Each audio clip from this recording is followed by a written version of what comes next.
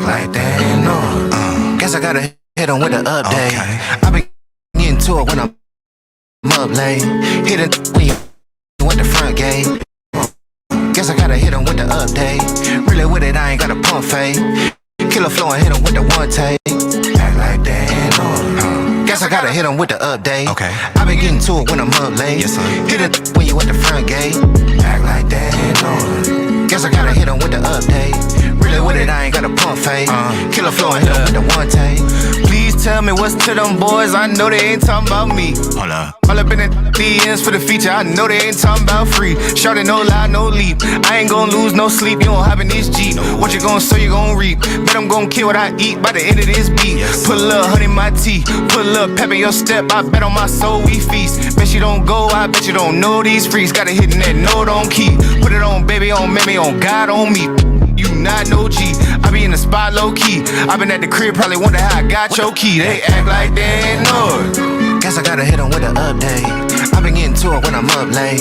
Hit it when you at the front gate. They act like they ain't know it. Guess I gotta hit them with the update. Really with it, I ain't got a pump fake. Killer flow and hit them with the one take. Act like they ain't know it. Guess I gotta hit them with the update. I been getting to it when I'm up late. Hit it when you at the front gate. Act like they ain't know it. Guess I gotta hit them with the update. Really with it, I ain't got a pump fake. Killer flow and hit them with the one take. Please tell me what's to these lanes. They must be out of their mind. Must be. All up in that face tryna hit up. I know he ain't talking about mine. Putting that work on my grind. Putting that purp in my lung. I'm putting that work on her spine. Put a little drink on my tab. Long as she working that back, I ain't hurting, I'm fine. I bet I gon' earn it right back. Just hit up my jack. Got him working my line. I stay in my lane. I ain't even tripping off yours. I'm too worried about mine. You not on no rise. Ain't having no motion. We so tired of your lies. Ain't one of your guys. Can't fit in my shoes, little buddy. Them not of your size. They act like they ain't know it. Guess I gotta hit them with the update. I been getting to it when I'm up late. Hit it when you at the front gate. They act like they ain't know it. Guess I gotta hit them with the update. Really with it, I ain't got a pump fake. Killer flow and hit them with the one take. Act like they ain't know it. Guess I gotta hit them with the update. I been getting to it when I'm up late. Hit it when you at the front gate. Act like they ain't know it. Guess I gotta hit them with the update. Really with it, I ain't got a pump fake. Killer flow and hit them with the one take.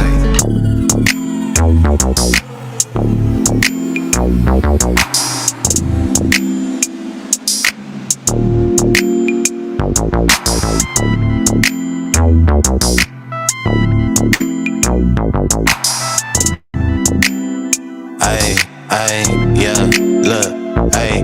Stay on leashin' for the energy. I ain't worried, give a fuck about the enemy. Beat it, got them thinking it was 10 of me. That's why tonight I'm on the weed, not the Hennessy. Lying, but I tell you how it really be. Dropping game, I could sprinkle for infinity. I'm the player of the year if I do say. Cause I treat a Saturday like a Tuesday. Came through with the sauce for the soul food. Eat good, smoke great, that's a whole move. Whole time, half time for the smoke break. In the mission, from the mission for the long cake. Laced up, rope chain, got my tongue tied. Top down, out, let them sun dry. I'm that and I said it before I had proof. Can't believe it till they see it, that's the sad truth. Hey, I be out of town all the time, out of blood rush. You be out of line, out of bounds, out of comeback. I be out of town all the time, what it does that. Yeah, you be telling lies in your rhymes, where your fun's at. Mailbox money in my real name. 30 years old and they still lame. Tryna kick it in the H like a field goal. Touchdown with finesse, that's a heel toe. Look, what you thought? Think better. Sundress, no drawers, got the seat wetter.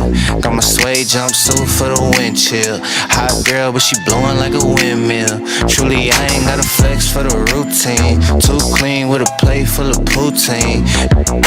Worrying about me can't help you. Way better when it's heard and it's felt too. Get my weed from the west, gold from the south. Show them how to make them triple O's from the couch. Counting on luck ain't a life plan. I'ma have the last laugh for a lifespan. Hey, I be out of town all the time, out of blood rush. You be out of line, out of bounds, out of comeback. I be out of town all the time, what it does that. funds at?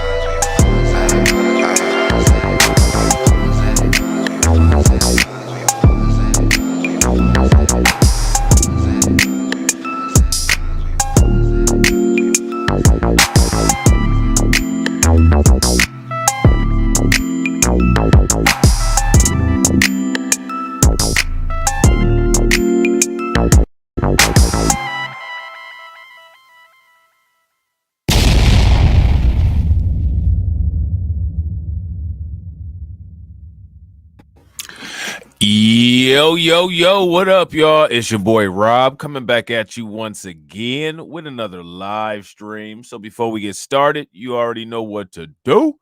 If you're not subscribed to the channel, make sure you hit the bell icon twice.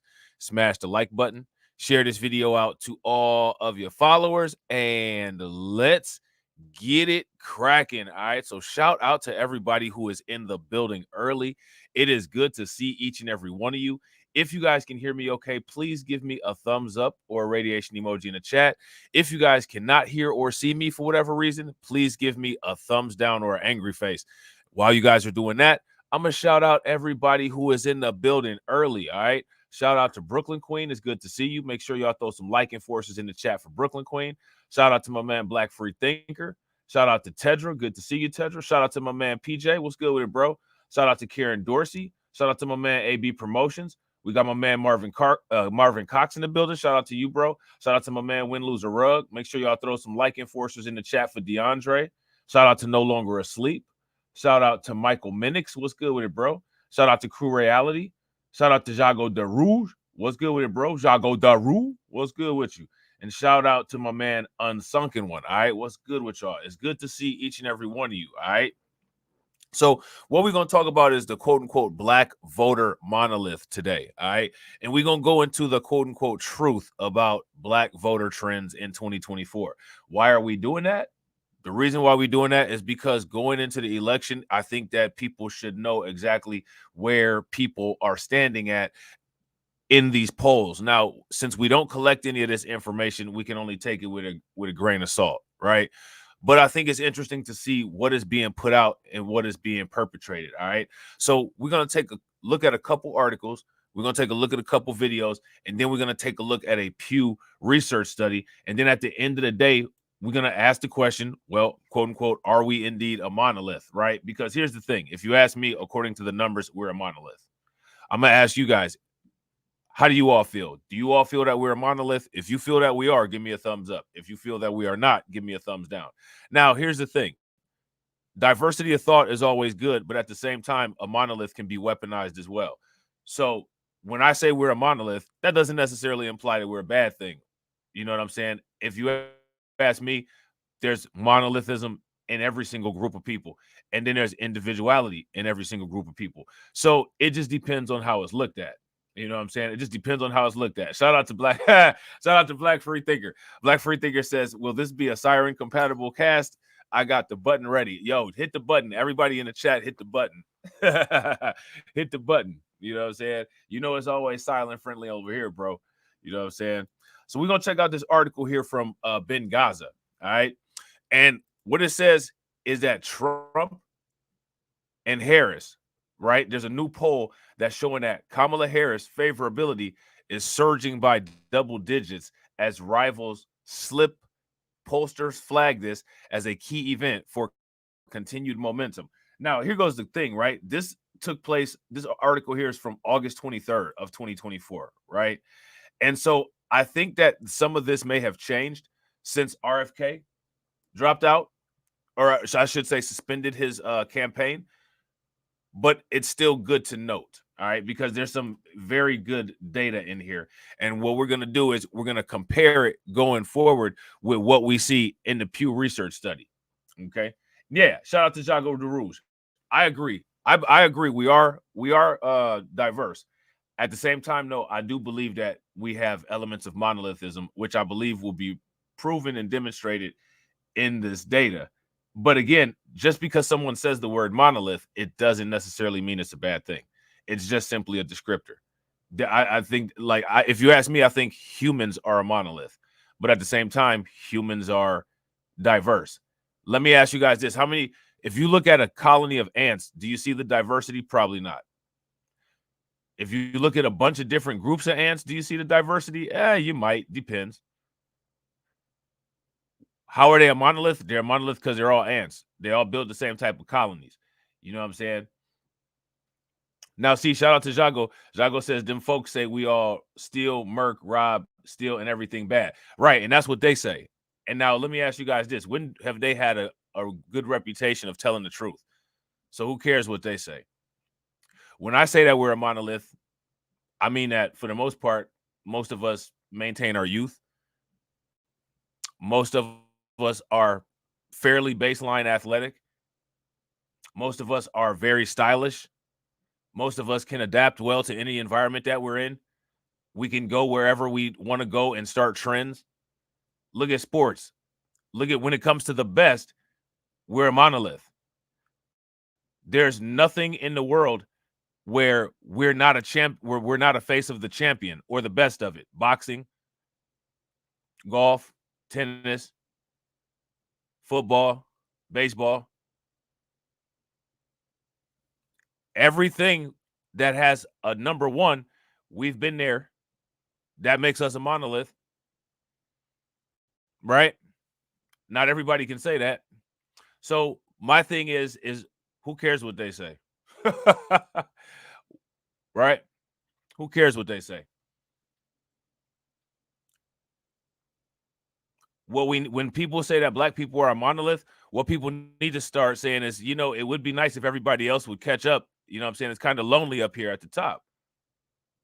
Right? I mean, it's kind of lonely coming up with all the music. It's kind of lonely, you know what I'm saying, being the best at all that sports.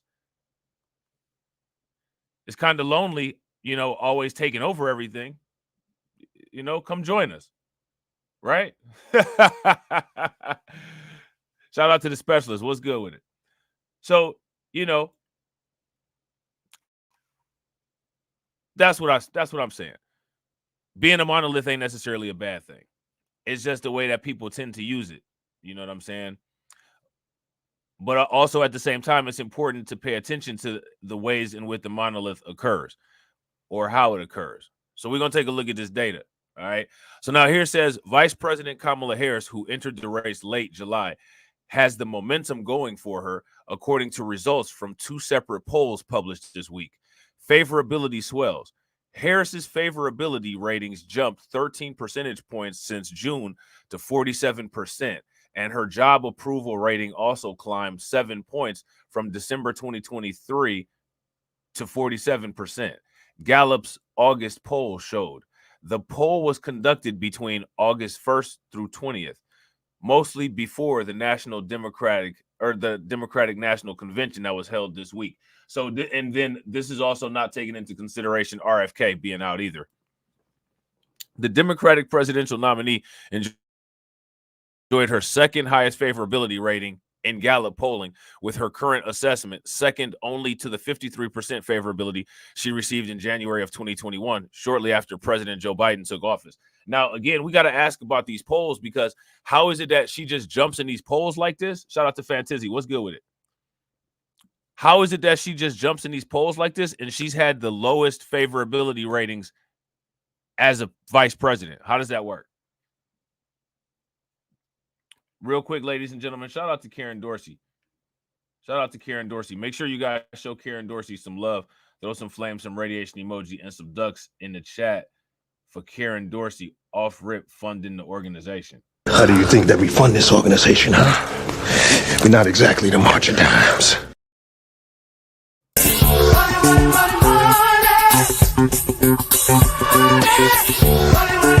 Cash rules everything around me. Queen, get the money. Dollar bill, yo.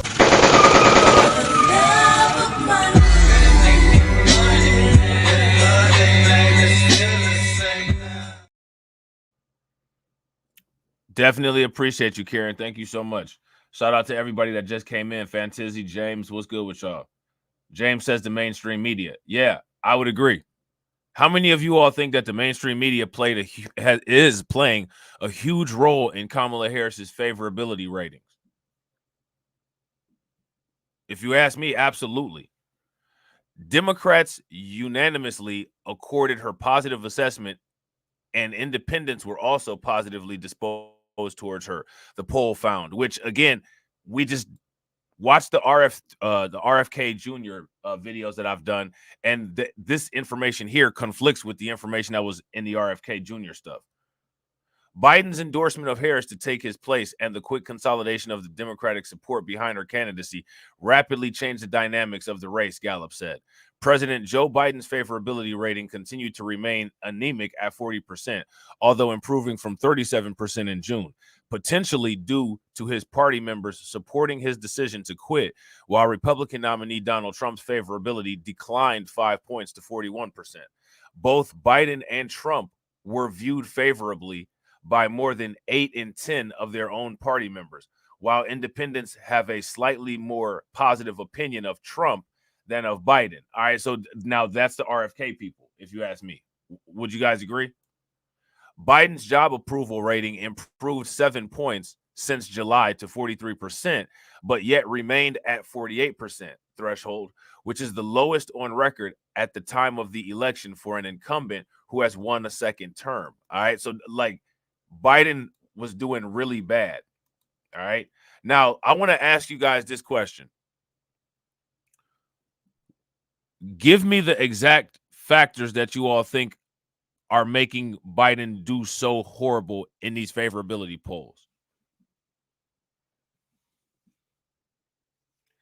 And I got to agree with DeAndre. If you guys agree with DeAndre, give me a thumbs up. If y'all disagree, give me a thumbs down. DeAndre says it should say likability rating. This has nothing to do with the job that she's doing. This is people now liking her personality, which, I mean, you know, she had her Galactic Federation Black Saturn outfit on, you know what I'm saying? The Cruella DeVille, Ursula, evil Disney stepmother, you know what I'm saying? Darth Vader Saturn robe for her coronation speech of the demonic national convention. I mean, you know what I'm saying? Maybe there's something going on with this quote unquote hypnosis, or maybe the force was just with her, so to speak, the Sith side of things. You know what I'm saying? Just saying. Yeah, I gotta agree with Tedra. The migrant crisis, facts. Okay. So now here it says his job approval rating among Democrats improved 8 points to 89% following his decision to quit the presidential race, and his job approval rating among independents also rose 6 points to 37%. Harris's unexpected spot atop the 2024 Democratic presidential ticket has sparked an increase in positivity about her. Despite how she was doing as far as her favorability rating since she's been the vice president. Yeah, the vasectomy and abortion trucks, facts. Absolutely.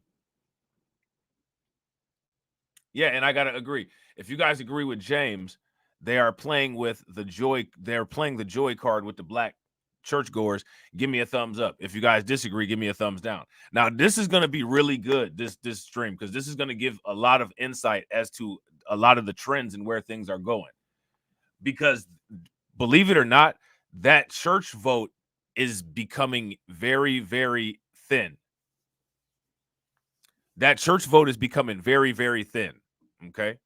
Shout out to everybody that's watching. I appreciate you guys. If you all haven't smashed that like button yet, please take a moment and smash that like button. Also, if you guys haven't hit the bell, please take a moment, hit that bell, and also please share this stream to your social media. All right. So now here it says Harris's nomination acceptance speech delivered Thursday night in the September 10th debate will be important in determining whether opinions of her improve, stay the same, or worsen in the final months of the presidential campaign, it added. All right. So I plan on streaming the debate. So hopefully we'll be able to do that. And it'll be in the same format as we did last time. So hopefully you guys enjoyed that. Harris trailed Trump only slightly in the red-walled state of Texas, according to a poll conducted by the University of Houston and the Texas Southern University on August 5th through 6th. This was a follow-up survey after the one done between June 20th and July 1st. Trump took away 49% 49.5% support from likely voters in Texas, while Harris was a close second with 44.6% support.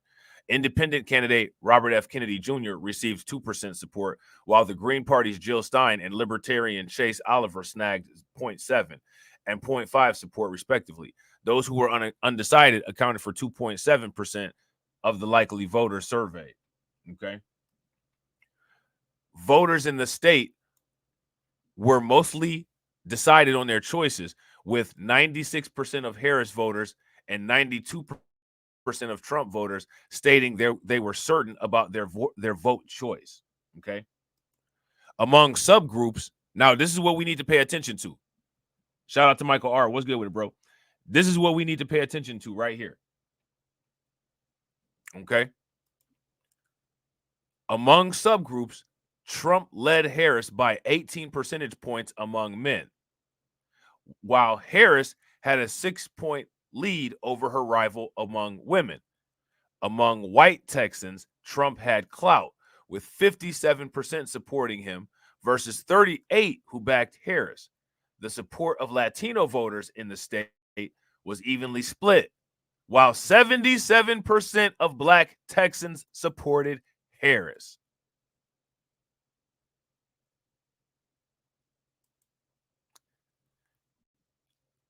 77% of Black Texans supported Harris.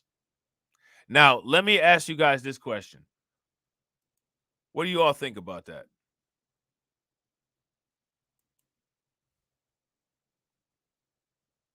Is that a good indicator or is that a bad indicator? Now, what I would like to do is I want to go and talk to those people, and I want to see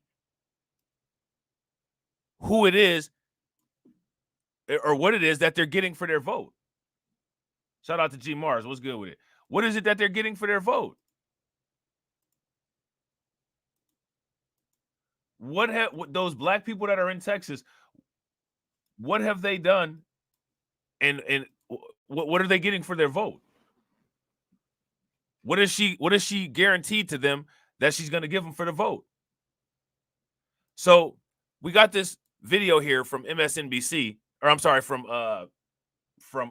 CNN, and on this video here is going to talk about what Black men thought about Kamala Harris's speech. All right, now why are we doing that? Because we got another article that's going to give some more insights about Black men, because we're gonna break down these individual voter demographics. Okay, so let's see what they're talking about here. Black voter support for the top of the Democratic ticket has increased over the past month. According to two ABC News Washington Post polls, Harris has 78% of the Black male vote versus Joe Biden. Now, again, off the rip, we already got problems. Why is it like that? Shout out to U-Law, shout out to Solo, shout out to Power to the People. What do you guys think about these numbers?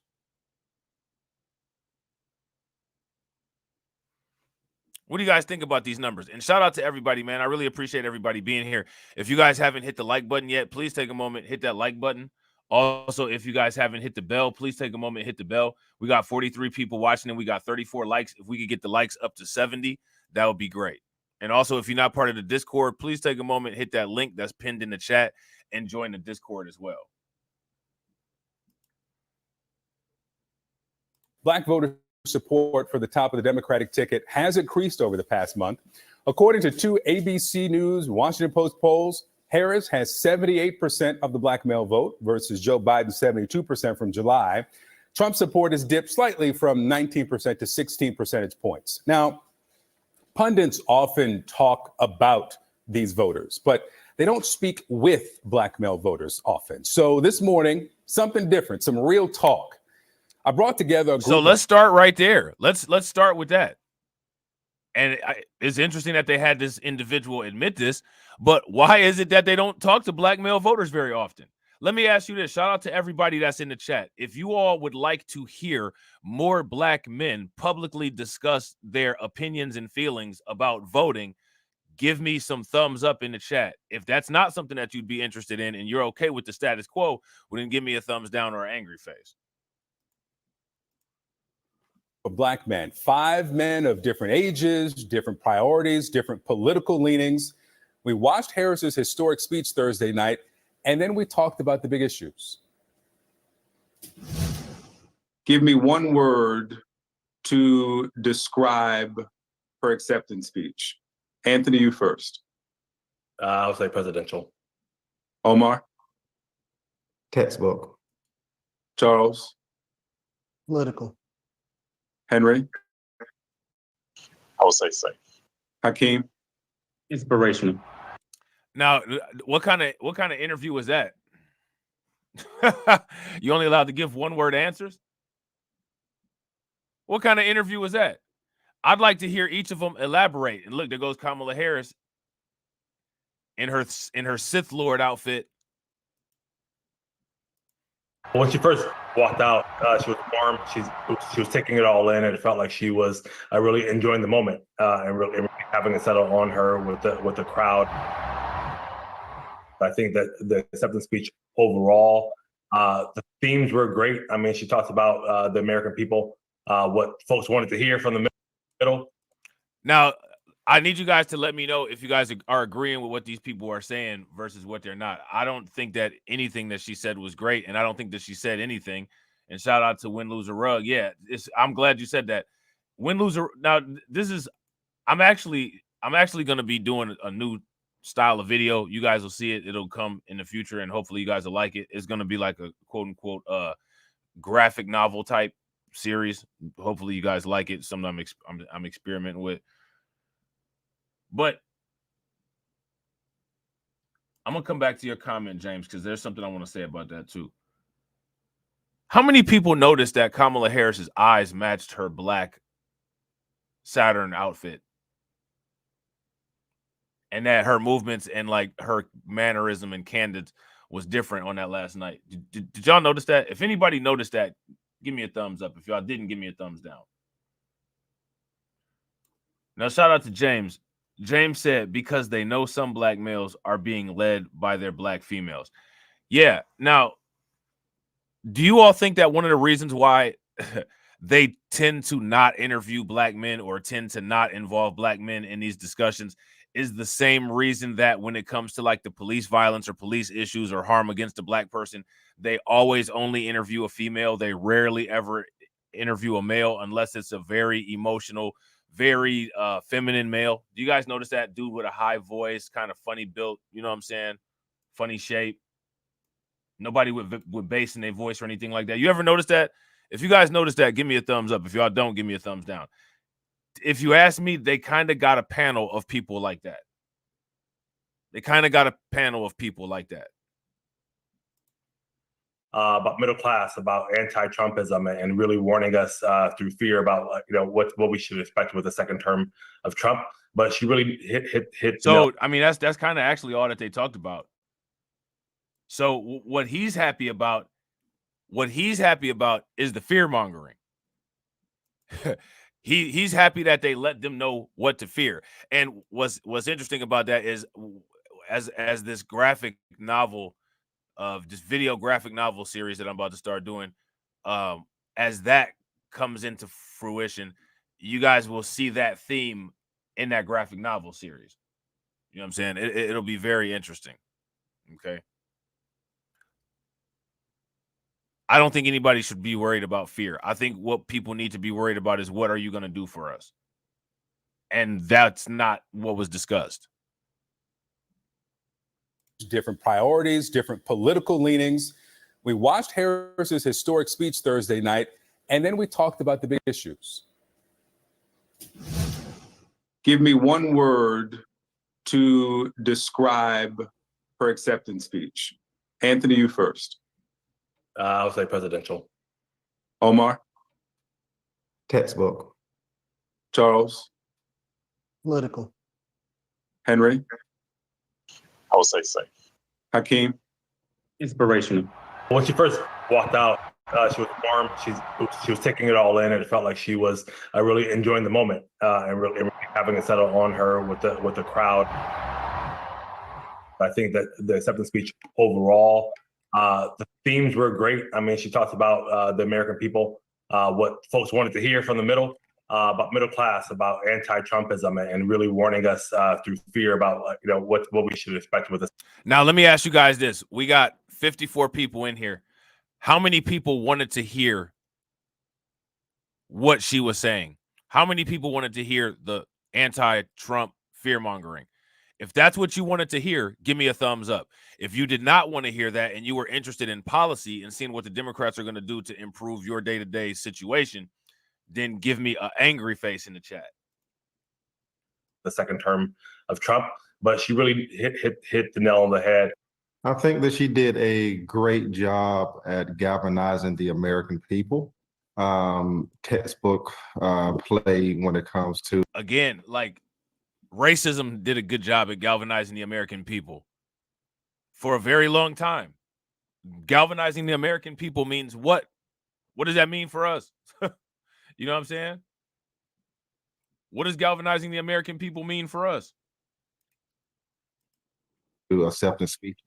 I think she fell short with speaking about economics. And I do understand that her overall speech has to be for the American people, and it's not the time to kind of get a little direct toward what we may want to hear. I was very surprised that she did, speak about her father. At the park, my mother would say, "Stay close." You see the eyes? If you guys see the eyes matching the outfit. See the eyes matching the outfit? But my father would say, now I'm telling you, they're doing this entire DNC conference was psychological tricks. It's more than just Trump fear that they're trying to instill. They want to instill autonomy fear. They want to instill autonomy fear. They want you to be fearful of yourself, so you relinquish full control of yourself to them. They're doing very dark psychology in a ritualistic way, using known alchemic methods.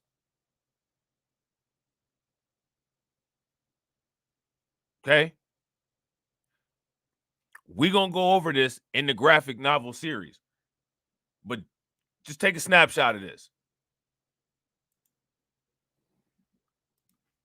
as he smiled, "Run, Kamala, run. Don't be afraid. Don't let anything stop you." For me, it's all about values as well. For me, I am a Black man with a family. And, Anthony made the point about the connection. When for me, mentioning her father, who is a Black man, for me, what makes her Black. We don't know what race her father is, for one. And for two, her father already came out and said not very positive things about her. Like, these are things that are facts.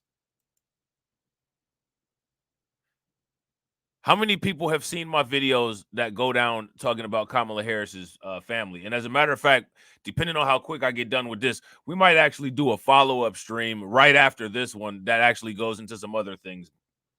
I had some videos that I wanted to make today. I might just have to make them later on today. Shout out to John Guillory. What's good with it, bro?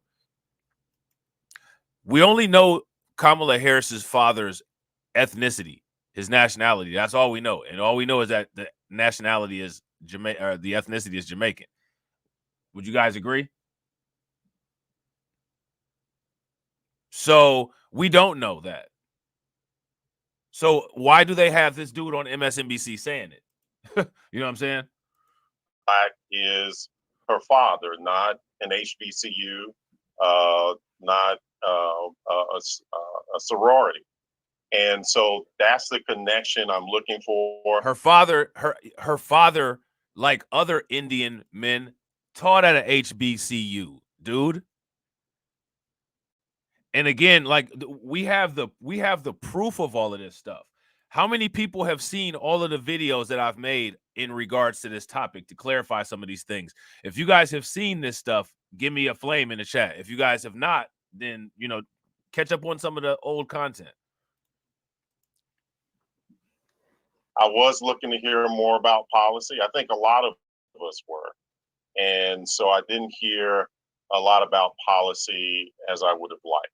I did not expect her to speak heavy on policy. Very rarely will you ever see a president. Why would you not expect anybody to speak rarely on? Why would you not expect this?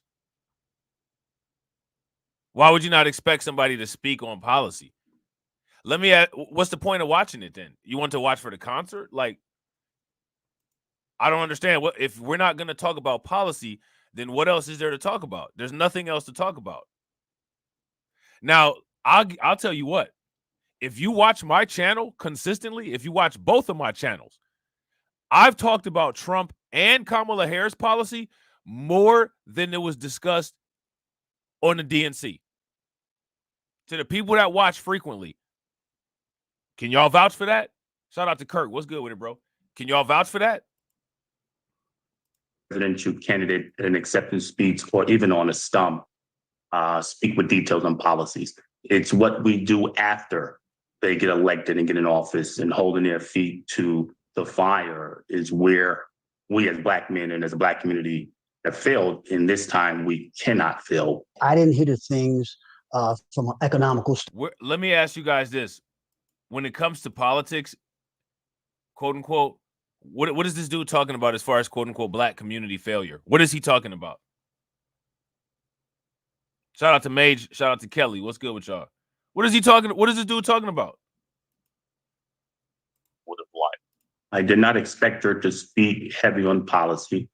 Very rarely will you ever see a presidential candidate an acceptance speech or even on a stump speak with details on policies. It's what we do after they get elected and get in office and holding their feet to the fire is where we as Black men and as a Black community have failed. In this time, we cannot fail. I didn't hear the things Shout out to B1 first. What's good with it, bro? That I was looking for. My main question here is that if you happen to get back in office for another 4 years, what are you going to do? You're going to rinse and repeat here. We all pay the exact same for gas and for food. You have families living from paycheck to paycheck. Some can't even make it to paycheck to paycheck. Anthony, do you believe the polls that show that Black men in a substantial way are shifting to former President Trump? Now, bookmark this question because we're going to talk about this, and I want to put this out here for you guys, and I want to ask you all, how many of you all would feel that Black men are moving towards Trump or towards a more conservative leaning or towards a right leaning? If you guys feel that way, give me a thumbs up or a flame in the chat. If you guys don't feel that way, then give me a thumbs down.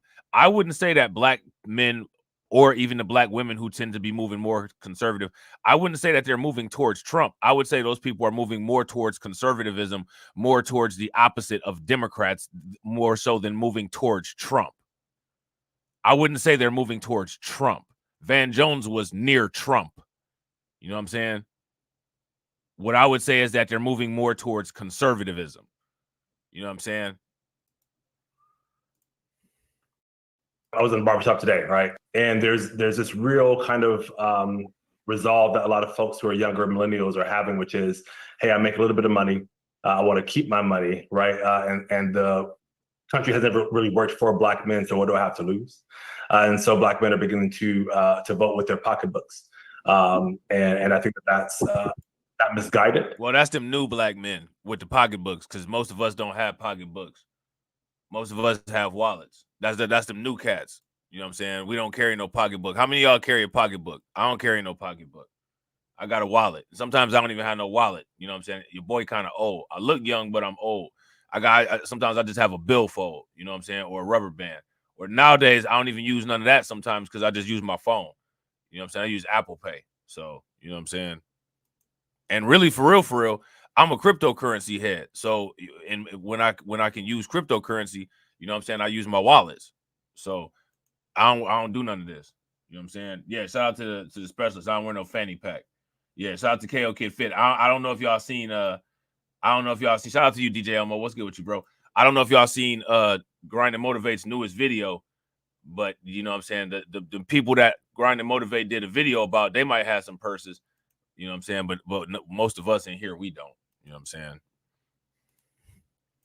But I think the Democratic Party has failed to demonstrate what it has to offer the black man specifically. I don't want a black man's shout out to Kurt. Yeah, bro. You know, everybody got the billfold. You know, your granddad used to have the billfold and passed it down to your dad. You know what I'm saying? And your dad got it. You know what I'm saying? You know how that go. Policy. I don't want a black man's policy. I want a policy that's going to be applied. Did you hear what he said? Listen, I want y'all to pay attention. And the country has never really worked for black men, so what do I have to lose? And so black men are beginning to vote with their pocketbooks, and I think that's not misguided. But I think the Democratic Party has failed to demonstrate what it has to offer the black man specifically. I don't want a black man's policy. I don't want a black man's policy. Well, I don't understand what that means. What does he mean when he says I don't want a black man's policy? I don't understand what that means. If you don't want a black man's policy, then I don't know how you agreed with anything at the DNC, because back in the day, you know how they keep saying we're not going back. They keep saying that Trump and the conservatives want to take America back to XYZ time period. Those were the time periods when we literally had no policy. There was nothing protecting us, no policy, no nothing. We were just cannon fodder out there. Shout out to Cedric. What's good with you, bro? So then you're not telling the truth. Then you disagreed with the Democrats, you disagreed with the DNC, and you do want to go back to a time when there was no policy to protect you, right? I mean, is that logic correct? If you guys agree, give me a thumbs up. If y'all disagree, give me a thumbs down. And real quick, shout out to everybody that's watching, man. I really appreciate y'all being in here. If y'all haven't smashed that like button yet, please take a moment, smash that like button. Also, if you guys have not hit the bell, please take a moment, hit that bell, and also please share the stream to your social media. We got 66 people watching, and we got 52 likes. We're in the 100 realm. If y'all could bang on that like button and get us to 110, that'd be great. I want a policy that's going to be applied across the board. And since I'm black, I can benefit from it and understand capitalism and understand how to navigate. And we're never going to get a black man's policy. Henry, you wanted to hear a message that you said was not through the language. Why wouldn't we get a black man's policy? Why wouldn't we? Why wouldn't we? We literally just saw all of these different. There's a rainbow man policy. There's an AAPI man policy. Native indigenous people have their own policy. Why would we not? What is this? This is what I'm saying. This is that kind of stuff right here where I just, you know what I'm saying, I gotta, you know what I'm saying, I gotta float on off into the mist. You know what I'm saying? Of social justice. What does that mean? There's more to black men than social justice and these problems with police. I just feel like a lot of politicians, they feel like the only way to talk to black men is through that language about social justice. This cycle isn't that the literal? If that's, shout out to AJ, what's good with it, bro? Isn't that what the Democrats do? So you're talking to CNN about black people being patronized about social justice when CNN, literally being an arm of the liberal media, is a huge proponent of that.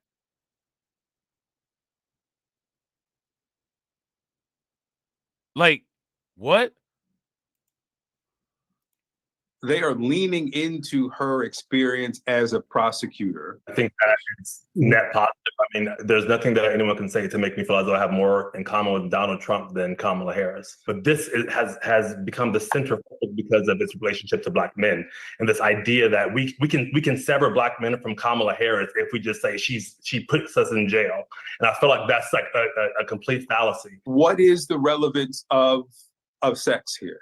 Sexism is as pervasive in this country as racism is.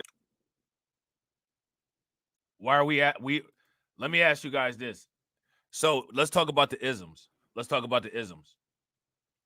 Right?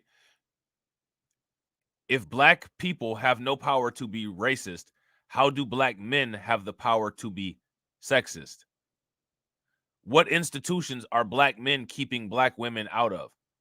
Or any women for that matter? Matter of fact, what institutions are black men keeping white women out of?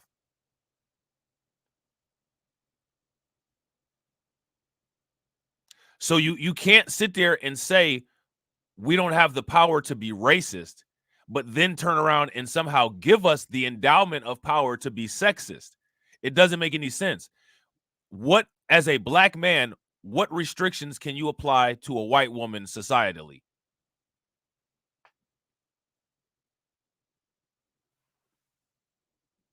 That's my question. Shout out to Patrick. Make sure you guys show Patrick some love. He's the second stream sponsor.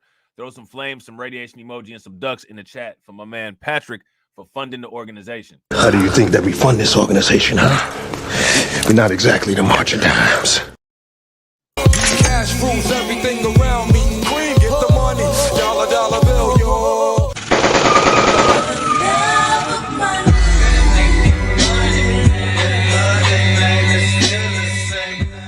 Silence, silence. I ain't got no money, pop. Patrick says Van Jones said the same thing. This is strategy. Yeah, I agree. I saw there was I put it in the Discord. There was the Phil Scott podcast. He did a video premiere last night, and it was talking about how Van Jones was basically trying to sweep reparations under the rug and saying that it was a thing of the past. Van Jones, your boy Van Jones was doing that. You know what I'm saying? It has become the center because of its relationship to black men, and this idea that we can sever black men from Kamala Harris if we just say she puts us in jail, and I feel like that's like a complete fallacy. What is the relevance of sever? How are he said sever black men from Kamala Harris? How are black men attached to Kamala Harris?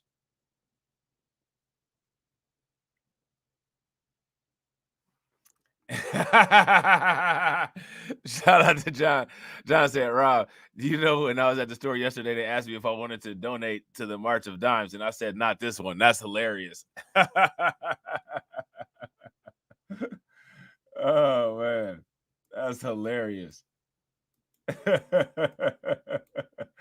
Facts. Now, again, do you all see the importance of why we have to have our own media? We have to have our own platforms. We have to have our own voice.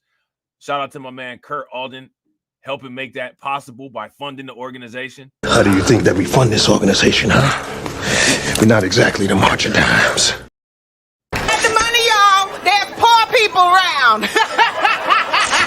I'm rich, biatch. Shout out to Kirk. Make sure y'all show Kirk some love. Y'all know what to do. Throw some ducking enforcement in the chat for Kirk.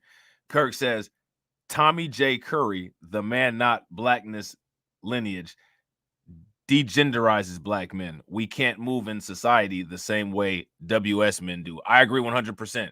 If you guys agree with Kurt, throw some flames in the chat. It has become the center because of its relationship to black men, and this idea that we can sever black men from Kamala Harris if we just say she puts us in jail, and I feel like that's like a complete fallacy. What is the relevance of sex here? Sexism is as pervasive in this country as racism is. Do you think it's going to hurt her with voters, men, black men specifically? Look, a white man made her his vice president. You know what I'm saying? Right? Who of us can make her anything? Again, if we don't have the power to be racist, how do we have the power to be sexist to any woman in this system? Sexism requires power, the same type of power that is required to apply racism. Now, talking about chauvinism and bigotry, those would be two different things. The same way as prejudice and bias, or prejudice and bigotry, right? So you could be chauvinist, you could be anti-female, you know what I mean? You could be hostile towards women, but how do you apply sexism to where you can deny a woman societal power? How do you do that as a black man?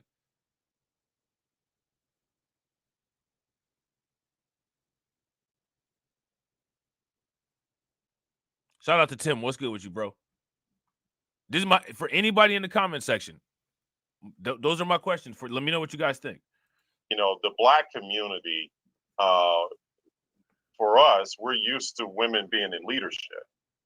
And again, this is not true. No offense to anybody in here, but this is not true. This is not true. I talk about this all the time on my channel. I have a very alpha male father and a very compliant mother who's on my dad's program. I've never seen any of this female leadership that they talk about. I got a brother and I don't have any sisters. I've never seen anything like this. And I know a lot of people who grew up in a family like that.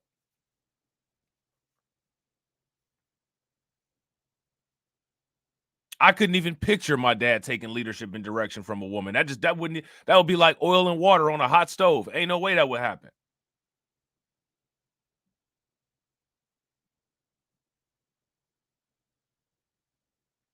And even if this is true, the United States is not the black community. So who's to say that the United States is going to be welcoming towards that?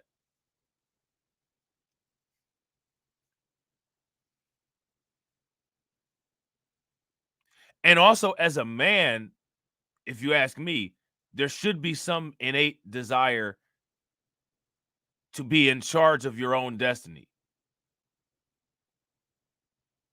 I'm not comfortable with feeling like I'm being led by anybody.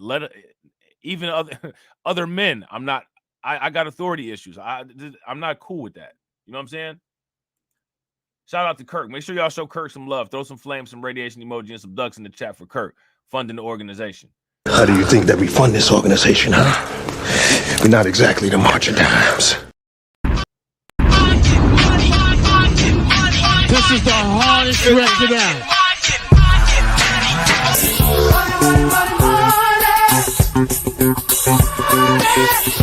Cash rules everything around me. Cream, get the money. Dollar bill, yo.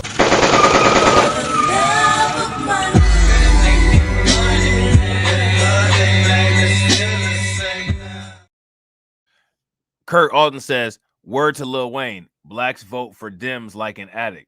They saw us at the ballot and thought we was back at it. They in it this time, bro. Yeah, they in for it this time, bro. Yeah, facts. If you guys agree with Kurt, throw some flames in the chat. I agree 100%. So for us, I don't think it's going to be a big deal. I would say that I agree and disagree. I think it may be a problem because a lot of African-American business, particular black male business, feel a little threatened because there's a huge movement when it comes to black woman business. What? Shout out to the black men that's in the chat. You all are into the same type of businesses as black women? I don't think that any black people at all should be threatened by any other black business. I think that every black business should be threatened by people like Elon Musk and Jeff Bezos. That's what I think. What percentage of the GDP do black businesses make? What percentage of the New York Stock Exchange or what percentage of a mutual fund portfolio are black businesses taking up? Yeah, I got to agree with you, Patrick. Shout out to P. What's good with it? Shout out to King. What's good with you? Shout out to Undisputed Truth.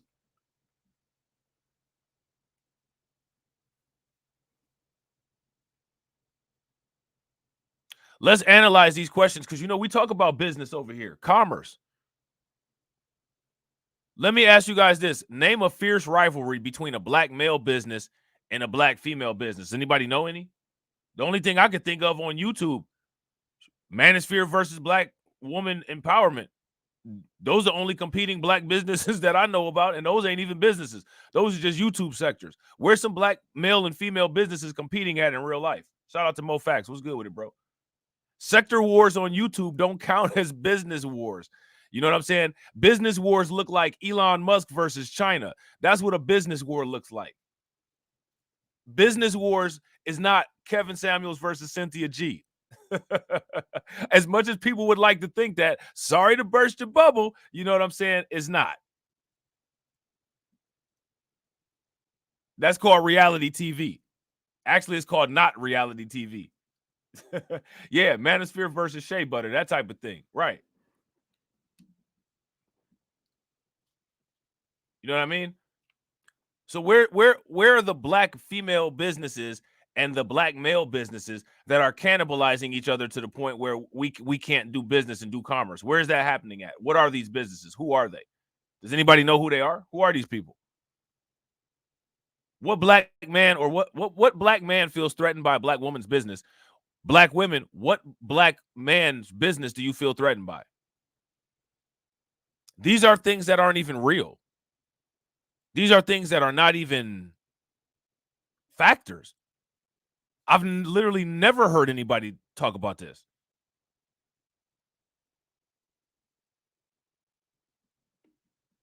This is bizarre.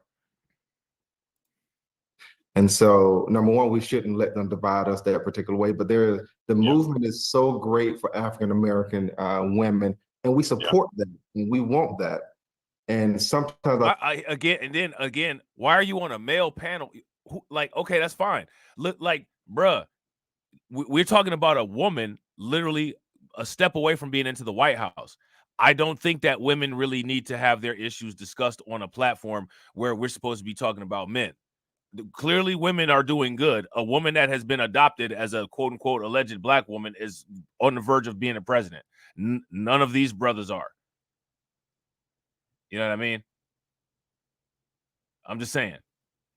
Yeah, shout out to Mo Facts. Right. Where's these black businesses, period? Facts, where they at?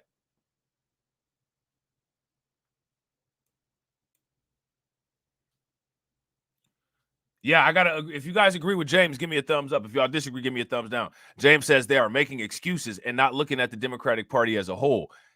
That is, they are out to destroy black men. Absolutely. And definitely take away all of the whatever power and influence that they can take away. I think African American men can feel like they're outpacing us when we should be together at the exact same time. How relevant is her support for a woman's right to make medical decisions about her body? Now we're asking a bunch of men about abortion. Let me ask you guys this. I've asked this before. What does male reproductive health look like? Now, listen, a lot of people might not agree with this, right?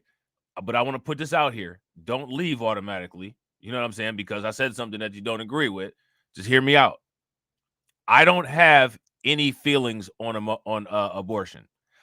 Me personally, I don't think that it's the best thing. Right? I'm not gonna sit up there and get some pom-poms and stand in front of Planned Parenthood and tell everybody that you know abort your baby. I'm not doing that, right? However, I do feel like there's situations where an abortion is more than likely appropriate, right? I do not believe that it's responsible to use abortion as a form of contraceptive on the male part or on the female part. Also, now this is where people are going to get mad. If abortion is going to be a thing for a woman, I believe that there should be a societal artificial construct that compensates a male and gives a male an artificial ability to abort too. If a woman can control the birth or the death of a child without any intervention from the man who contributed to the formation of the child, the man should also have a detached way to abort his involvement with the child. Now, I don't know if that is a thing or not, but if a woman has the ability to do that, that gives the woman full autonomy over the situation. The man has no autonomy over the situation at all. So A man should be able to sign away his rights completely and never be contacted again, just like it was a sperm donation. You know what I'm saying? An artificial financial abortion is what should be constructed for a man to represent the ability of a woman to biologically abort, if we're going to go down this abortion rabbit hole. If not, you can't sit there and say that you're the party of equity, because there's no equal way for a man to abort. Now, somebody will say, well, you should have worn a condom. I wouldn't disagree with that. However, we've gone beyond preventative at the point where we're talking about abortion. There was no birth control on the female part. There was no birth control on the male part. So we're not talking about preventative methods. We're talking about post-pregnancy methods. Post-pregnancy methods are primarily controlled fully by the woman, because the child is housed in her body, and the woman's decisions about the body can affect the man, and the man has no way to counter those decisions at all. Now, the same works in the opposite direction. A man could really want to have that baby, and a woman like, nah, I'm getting rid of it. I'm getting rid of it. And the woman gets rid of it. Completely takes the autonomy away from the man. So if we're gonna, if men are gonna be forced to talk about these body autonomy issues, we need to talk about compensatory body autonomy issues that allow us to have equality with women. However, right, I'm only doing that on the sake of equality. And the reason why I'm doing this on the sake of equality is because the Democrats are allegedly the party of equality. They're the ones of equality and equity. Yet you're setting up situations where there's no equality and equity. Let me ask you guys this question. In a situation where a woman has the ability to abort, what is the equal ability that a man has? That's my question for you guys. Let me know what the answer to the question is. Now, you guys see, bringing that up, I'm keeping it real with y'all, right? Look at the live chat numbers go down. I didn't say anything harmful to women. I didn't say women weaponize abortion. I didn't say none of that. I'm just saying, Democrats, party of equality. Here's a situation where things aren't equal. If we're going to talk about this thing, we got to talk about it and make it equal for the women or for the men. That's it. Period. That's it. Right? That's it. I didn't say to take away any rights from a woman. I didn't say a woman shouldn't be allowed to abort. All I said is, what's going to be created to where a man has the ability to have some autonomy over his body and involvement also. That's it. So you can't say that you're the party of equality when you're not willing to create equality. When they created welfare and all that, that was a social construction of an artificial father. There has been no social construction of an artificial abortion for a male. And I think that there should be, if we're going to go down this rabbit hole. If we're going to go down this rabbit hole, and we're going to go down this rabbit hole and not go down the path of, well, we're not going to be the party of equality. Okay, well then now you're just saying that you're not going to be the party of equality, and that's fine, but at least tell the truth about it. But why am I saying that? I'm saying that because this is how you point out the inconsistencies of the Democratic Party. And if these dudes were critical thinkers, they would be putting these things to the test. Sometimes you have to say things that sound kind of radical in order to get the point across that your logic is flawed. Would you guys agree? If you guys agree, give me a thumbs up. If you guys disagree, give me a thumbs down. Now, again, I want to make sure that I reiterate that I never mentioned taking any rights from women in my little rant. Never mentioned taking any rights from women. All I said was that if women have that ability, what ability do men have to have any flexibility in that situation? There's none, which means that in that instance, the woman has more power over the man. There's not equality. So there should be a situation where a man can kind of hedge that power with some of his own autonomy and control. That's not even talked about. So if we're going to talk about reproductive rights, that's fine. Let the women talk about reproductive rights and however things work in the vote. Let it work in the vote, right? Shout out to Miss Nisi. What's good with it, Miss Nisi? But if you're gonna burden men with this reproductive rights talk, well then let's talk about how many men get hurt because they wanted to have a baby and the woman decided to abort the baby. Let's talk about how some men be like, man, I don't even like you all like that. We should have used a condom. It was a bad situation. We didn't, but I ain't doing this. And you ain't about to make me, right? Because a man can't make you be a mom. I can't make you be a mom. I can't make you keep the baby inside of me, but you can have a baby and make me be a dad. So I need the ability to be able to abort my fatherhood. I don't think that it would be used very often. I don't think a lot of people would take advantage of that.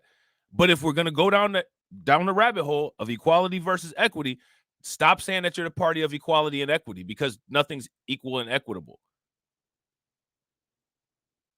If you guys agree, give me a thumbs up. If y'all disagree, give me a thumbs down. Now, that would actually be a good debate topic if I did call-ins to have people call in and bite my head off about. How many of y'all would call in and bite my head off about this? It's the woman the body, so she should be able to dictate her terms of her body. The Lord made life. Jesus Christ made life, and you have to value life. So Kamala wants to take life. There's so much that we don't know as men that we can't. Now, I'm not even going to see. I've already made everybody upset. So I'm not even going to go in on the religion. I'm gonna let that slide. Y'all got that today. I'm not even going there. And it's Sunday, so I'm just y'all got it. Don't have the privilege to opine on. Like, we will never have a period. We will never go through childbirth. So to even fix our mouths to comment on how, I don't care what God said it, women have the right to govern their body. So do we have the right to govern ours? Do we have a right to govern ours?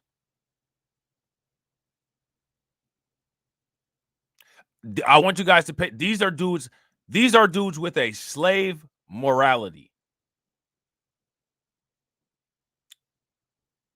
These are dudes with a slave morality. Yeah, I let it slide, Kirk. I let it slide. You know what I'm saying? I know it can be a lot. I know I can be a lot sometimes. That's why, you know what I'm saying? I get it. I understand. Got to give people their break. Let them reset. Come back. Shout out to Kelly. Kelly said, I'm not upset, Rob. I disagree, but I'm not upset. So here's my question. I appreciate you, Kelly. Let me ask you this question, though.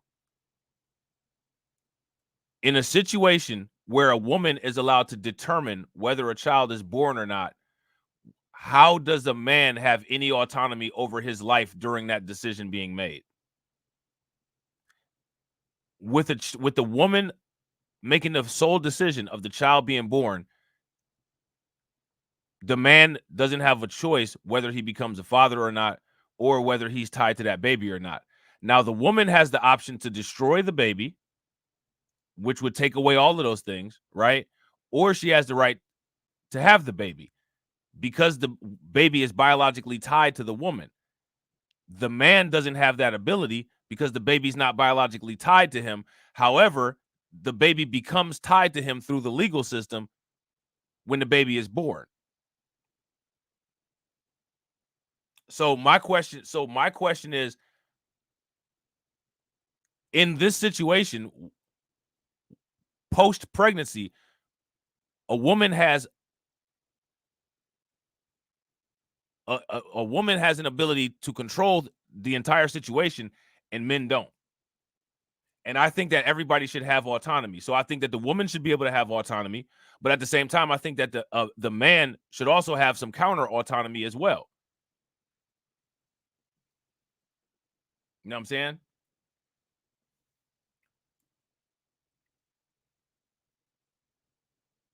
It's a complicated subject. And that's one of the, the humanity is, we're not all created equal. Which is why we have this situation. Which is why the Democratic Party won't work. You know what I'm saying? Like, like women have the baby biologically. You know what I'm saying? That's the way that the female machinery is made. You know what I'm saying? Men don't carry children. We're not equal. The Democrats, right? See, because now here's the question. Now remember, this is the same party that says that men and women are the same, right? Men and women are the same. Women have bodily autonomy. But wait a minute, though, what is a woman? So now if everybody's a woman, then everybody should have bodily autonomy. Then it goes back to my argument. You know what I'm saying? Because this is the same party, women bodily autonomy, but at the same time, no, they don't know what women are.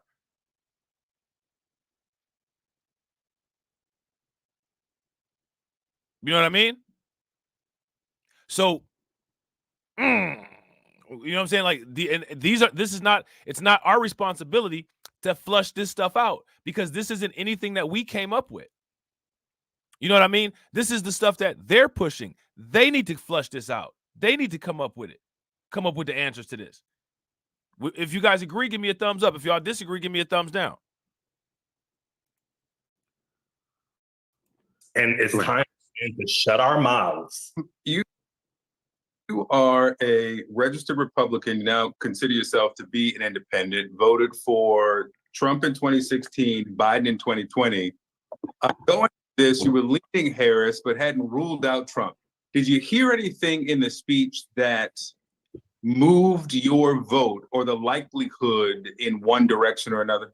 Not in this speech specifically, but over the past month and within the last 4 days, absolutely. And what was that? One, you have freedom. Right now, I wouldn't. Now, there's nothing wrong with that, Kelly. That's family planning. That's what people are supposed to do. Right? There's nothing wrong with that at all. Shout out to Mina Jean. What's good with it? Nothing wrong with that at all. You know what I mean? Shout out to everybody that's watching, man. I appreciate you guys. If you all haven't smashed the like button yet, please take a moment, smash that like button. Also, if you guys haven't hit the bell, please take a moment, hit the bell. We got 66 people watching and we got 67 likes. We got the 1-to-1. Throw some 100s in the chat. That's what's good. If we could smash that like button and get us to 120, that'd be great. Of all, you would never hear a person speak about autocrats or dictators the way Trump speaks of them, and the party allows him to continue to speak on them that way. Ronald Reagan is rolling over in his grave. How many people care?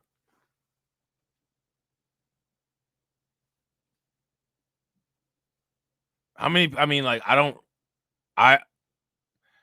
you know what's interesting? The one thing is okay. Let's do this. Trump discusses autocrats and dictators, right? When Trump discusses these people, doesn't he discuss it and say basically that he can control them? If Trump says that he can control these people, give me a thumbs up. If Trump doesn't say that he can control these people, then give me a thumbs down. I'm pretty sure when Trump talks about these people, he might give mild concessions, but he usually discusses these people in terms of, when I was in office, I had them under control. When I was in office, Putin's butt was in Russia. When I was in office, Kim Jong-un was playing little games, but then he stopped.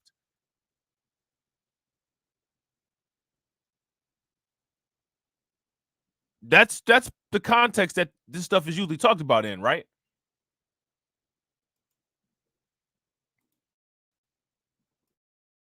And so they're so far away from true conservative values. So I'm a fiscal conservative and I am a social liberal.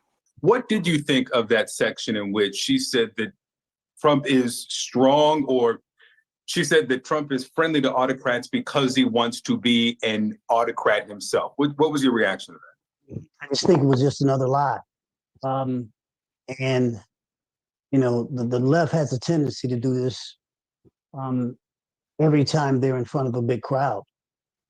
Immigration has been an attack line from Republicans. Immigration has been an attack line from the Republicans. It's not a fact.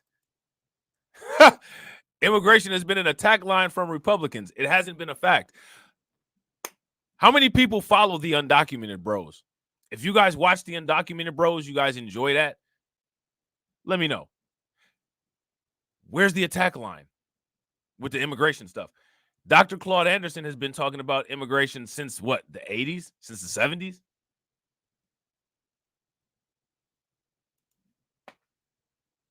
What was your reaction to that? I just think it was just another lie. And, you know, the left has a tendency to do this every time they're in front of a big crowd. Immigration has been an attack line from Republicans against the vice president. She talked about it in the speech. I know we can live up to our proud heritage as a nation of immigrants and reform our. Now, did she wear this all black because this is the, if they win, it'll be the death of America? See, I want to know what's up with the symbolism. What's up with the all black? What's up with the black eyes, black outfit?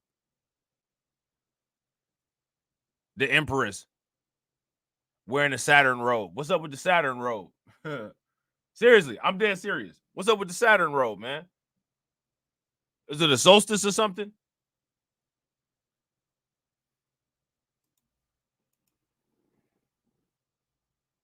Our broken immigration system.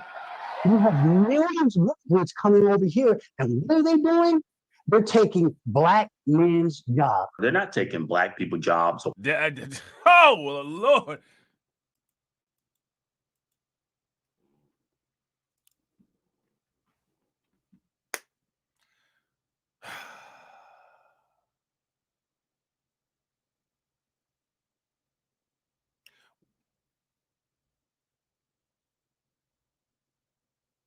Shout out to DeAndre. Hit that link that DeAndre put in the chat and come back, y'all. Now, we've done a video talking about the black jobs. I guess we might have to do one again. We might have to do one again. But, I mean, oh my goodness, man. Like, this is the kind of stuff when you have to go back and do content about like research that has been out for a very long time and bring it back again because they keep perpetuating misinformation in the news, it gets time consuming. Appreciate you, B1 first. Yo, DeAndre, can you throw the link for Undocumented in the chat too? Yo, you guys, make sure you're subbed to these channels. Undocumented, and Undocumented Bros. If the mods could put the links in the chat for those, that'd be great. And you'll definitely be able to see what's going on with some immigration stuff.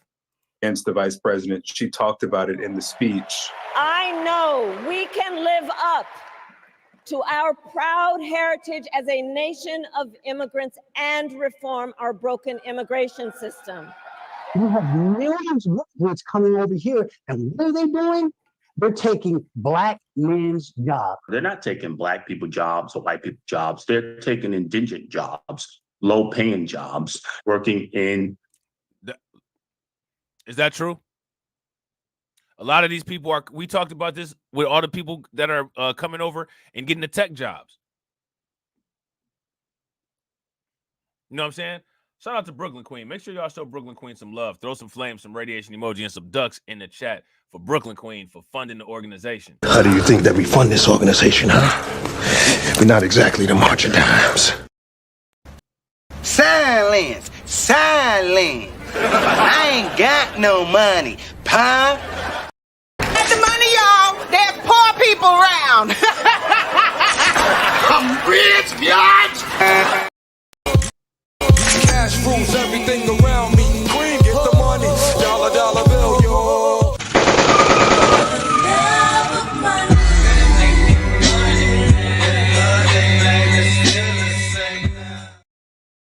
Definitely appreciate you, Brooklyn Queen. Brooklyn Queen says, shout out to the men in the Discord and shout out to the Discord gang.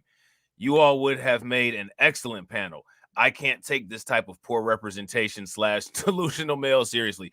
Facts. And this is the main reason. And this is what I be telling people, man, about why it's so important for us to have good, strong, solid media outlets, because they will always try to find these type of people and put them up in the front like they're the MVPs to make the team look bad. You know what I'm saying? they'll try to put these people on up front like they're the MVPs to try to make the team look bad. That's the whole point of what they're doing right here with this. Jobs that most people and most Americans do not want to take. I'm curious to know from the other gentleman, do we feel it's the same Kamala Harris from 2020 that was running for president that we have now? Do we have a different Kamala Harris? Do we feel like she's gained more experience to step in this role? It's going to be more of the same, and because it's going to. Hey, shout out to Carlton. Carlton said, "Imagine Rob on this panel debating these guys. Y'all want to see what it would look like? I'm about to show y'all what the debate would look like."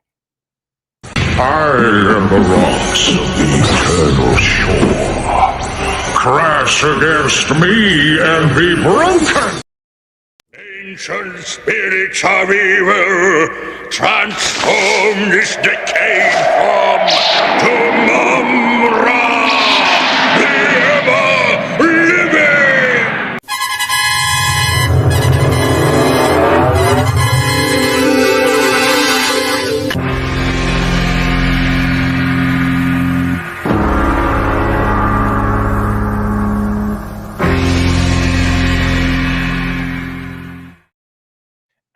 I had to give it to him like Unicron.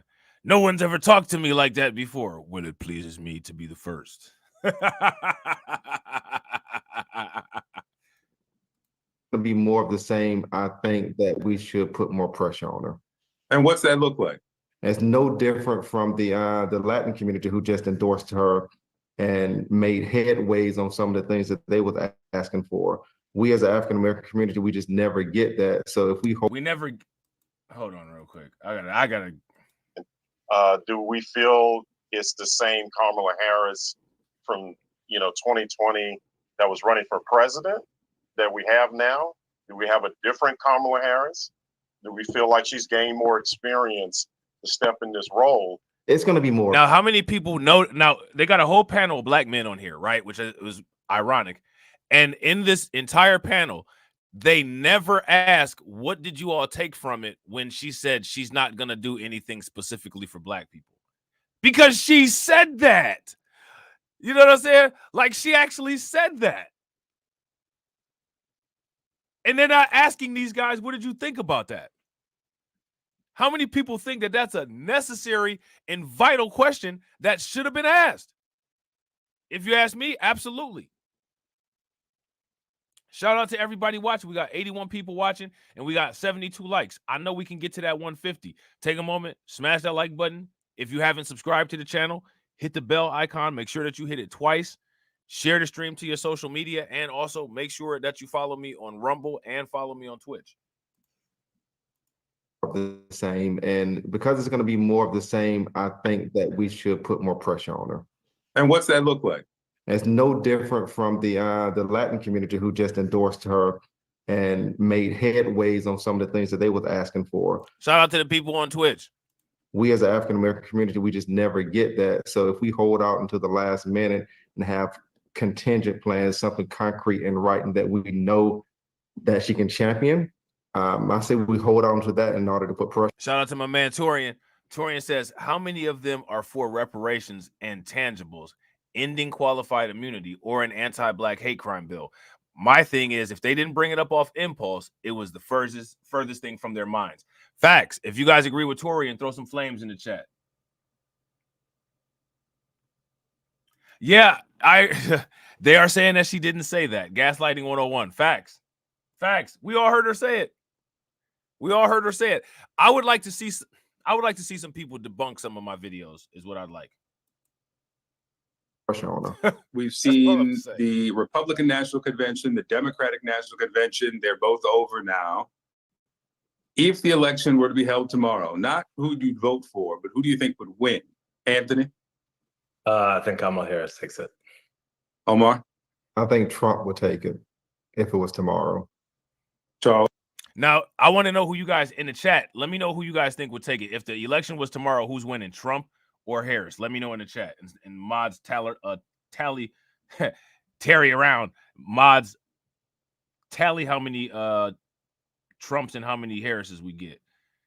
DJ almost says in the UK, the government just classified any speech behavior deemed as misogyny as extremism punishable by fine or worst case jail. How Robb is given a critic. If he was in the UK, he would be reported. Yeah, facts. Big facts, which is wild. Which is why I'm stuck here. You know what I'm saying? Feel strongly Trump would take it if it was tomorrow. Henry? If it was tomorrow, hands down, Kamala Harris. Hakeem? I'm going to go on a limb. If it was tomorrow, it's going to be a landslide. Kamala Harris. Okay, yeah. I don't think it's going to be a landslide at all in either direction, but homeboy over there thinks that it's going to be a landslide Kamala Harris. All right, so now next what we about to do is we about to take a look at this video right here, and I'm going to show you guys this page before we get the video set up. It's an article from PBS News, okay? And what it says here is that Trump is gaining ground with black men, okay? And I think that that's actually a true statement. I don't think that that's untrue.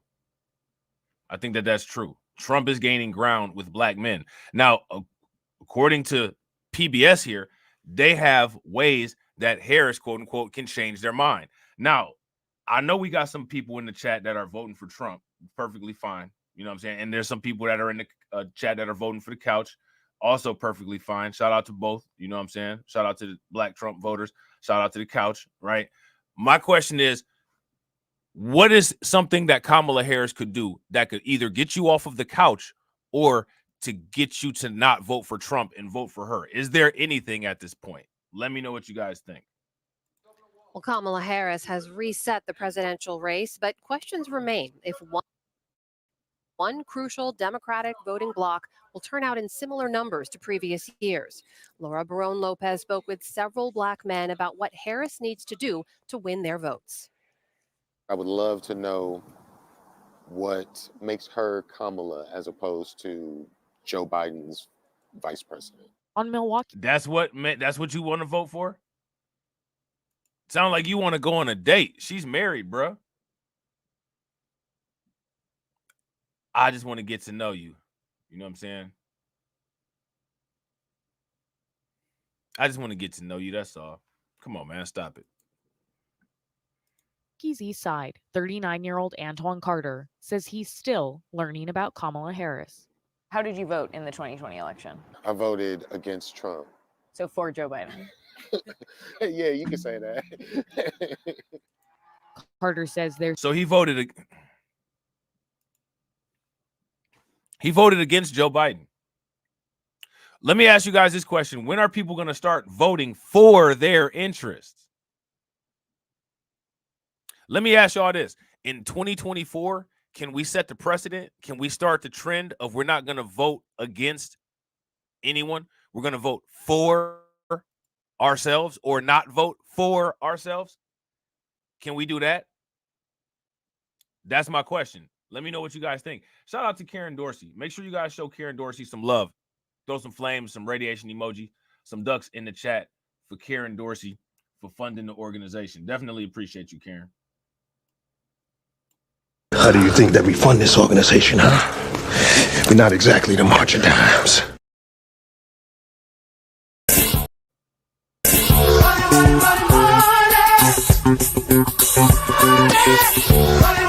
Cash rules everything around me. Queen, get the money. Dollar, dollar bill, yo.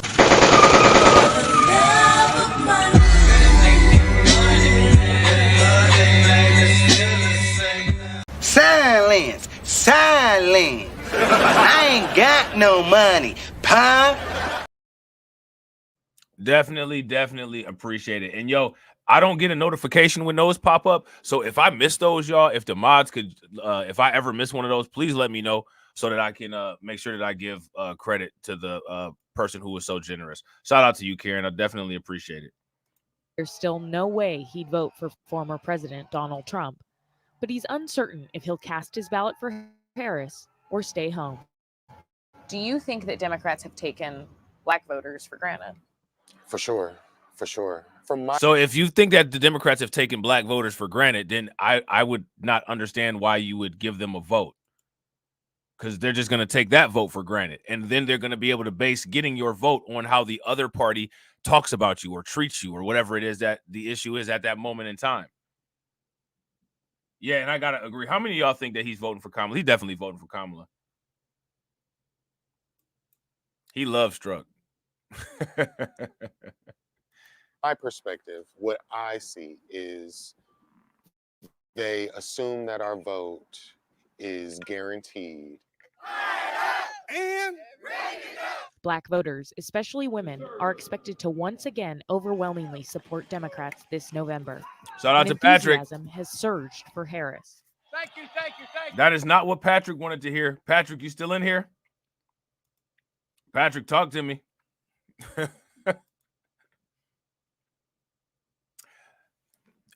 Now let me ask you guys this. Why? There you go. Shout out to Patrick. Why? I don't understand why people are still blindly supporting the disappointments. Does it make sense? It doesn't make any sense. Shout out to Kirk. Make sure y'all show Kirk some love. Throw some flames, some radiation emoji, and some ducks in the chat for Kirk for funding the organization. How do you think that we fund this organization, huh? We're not exactly the March of Dimes. This is the hardest record out.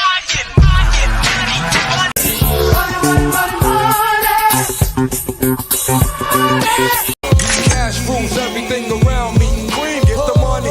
Dollar bill, yo.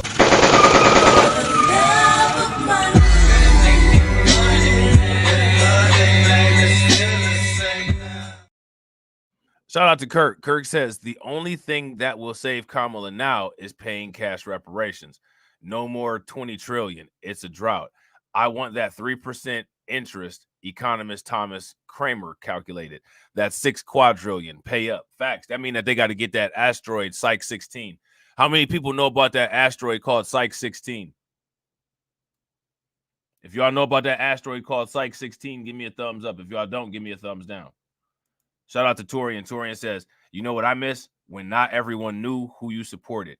Now I see why politics is not discussed in schools, or at least why they weren't at one point in time. Yeah, I agree. I'm telling you, one of the things that my dad always told me was don't discuss religion and politics with strangers. Accurate Bob said Kamala Harris is going to be placed in position. What kind of position? You talking about the president? Is guaranteed. And Black voters, especially women, are expected to once again overwhelmingly support Democrats this November. And enthusiasm has surged for Harris. thank you. There's literally no logical reason why any enthusiasm should surge for Harris. Shout out to Accurate Bob. President, okay. Thank you for clarifying. You know what I'm saying? And my mind be going places. You know what I'm saying? Let me ask you guys this.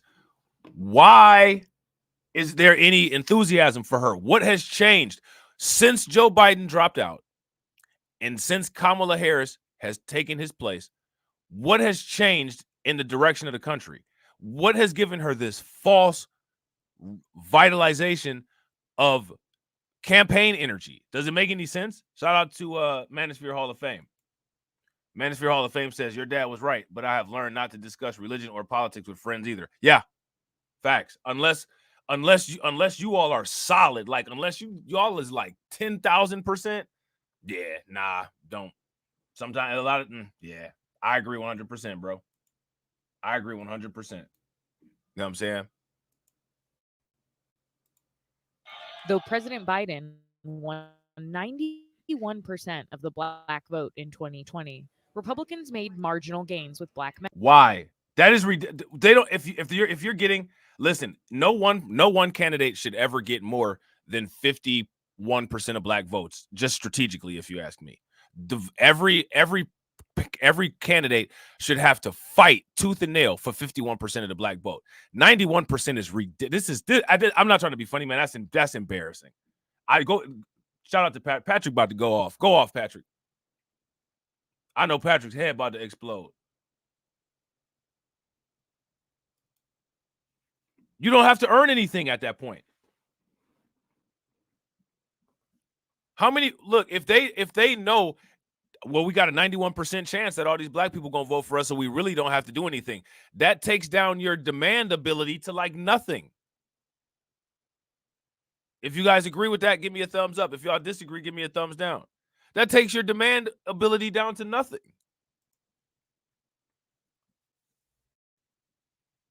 You know what I'm saying? Real quick, shout out to everybody that's watching, man. I really appreciate you guys. We got 79 people watching and we got 81 likes. We at the 1-to-1. Throw the hundreds in the chat. If y'all could take a moment, smash that like button and get us to 160, man, that'd be great. Man, that'd be great. On 91% of the black vote in 2020, Republicans made marginal gains with black men, with Trump winning about 12% of them. And this year, polls from before Harris entered the race showed Trump support among black men had climbed to about 20%. There are a lot of folks who are open to it. People don't feel like they have a political home. Rod Adams runs a social justice. Well, we don't have a political home. That's actually accurate. I would go as far as to say we are politically homeless. How many people would agree that we are indeed politically homeless? If you would agree with that, give me a thumbs up. If you guys would disagree with that, give me a thumbs down. Shout out to Jesse. What's good with you, bro? Now we need to build a political home. Not move in somewhere. We need to build it from the ground up and maintain it. And I think that's a huge part of things that people are missing. You know what I'm saying? Nonprofit in Minneapolis that he started following the murder of George Floyd. Today, his group organizes conversations among young black men. Some of them, Adam says, are open to voting for Donald Trump. I think that the black men who voted for Democrats for the past several elections, they want to do that, but they also want to be courted. These are folks who are living paycheck to paycheck. There's not been a plan that has been laid out for them. And because of that, folks feel like even if they vote for Harris, their communities won't change. I seem to be doing very well with black males. The former president is trying to win over black voters at the margins in key states. Why should black voters trust you? Last month, while speaking to a gathering of black journalists in Chicago, Trump said immigrants were taking, quote, black jobs. A black job is anybody that has a job. That's what it is. Anybody that has a job. All right. And questioned the vice president's racial identity. So now, let me ask you guys this question. Don't you guys find it fascinating how people are offended for us about this, but like nobody's offended for us about the fact that our ancestors have been we haven't gotten justice forever. You know what I'm saying? And anytime anybody talks about the justice that we're owed, we need to leave it in the past, even according to Van Jones. But you're upset because somebody legitimately questioned Kamala Harris's ethnicity. Yeah, they could keep that fake outrage. They can keep that fake outrage. How many people have seen all of the videos that I've done breaking down Kamala Harris, her family, her connections, and all of that? Have you guys seen those? If you guys have seen those, give me a thumbs up. If you guys haven't, give me a thumbs down. If you haven't seen them, please watch them. However, if I get done with this video on time, we might drop another one real quick. So don't go too far. All right. Shout out to Cedric. Make sure y'all show Cedric some love. Throw some flames, some radiation emoji, and some ducks in the chat for Cedric funding the organization. How do you think that we fund this organization, huh? We're not exactly the march of dimes. Cash rules everything around me. Cream, get the money. Dollar bill, yo.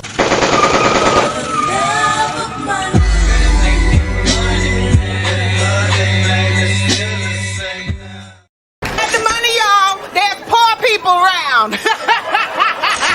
I'm rich, bitch. Silence. I ain't got no money, pa.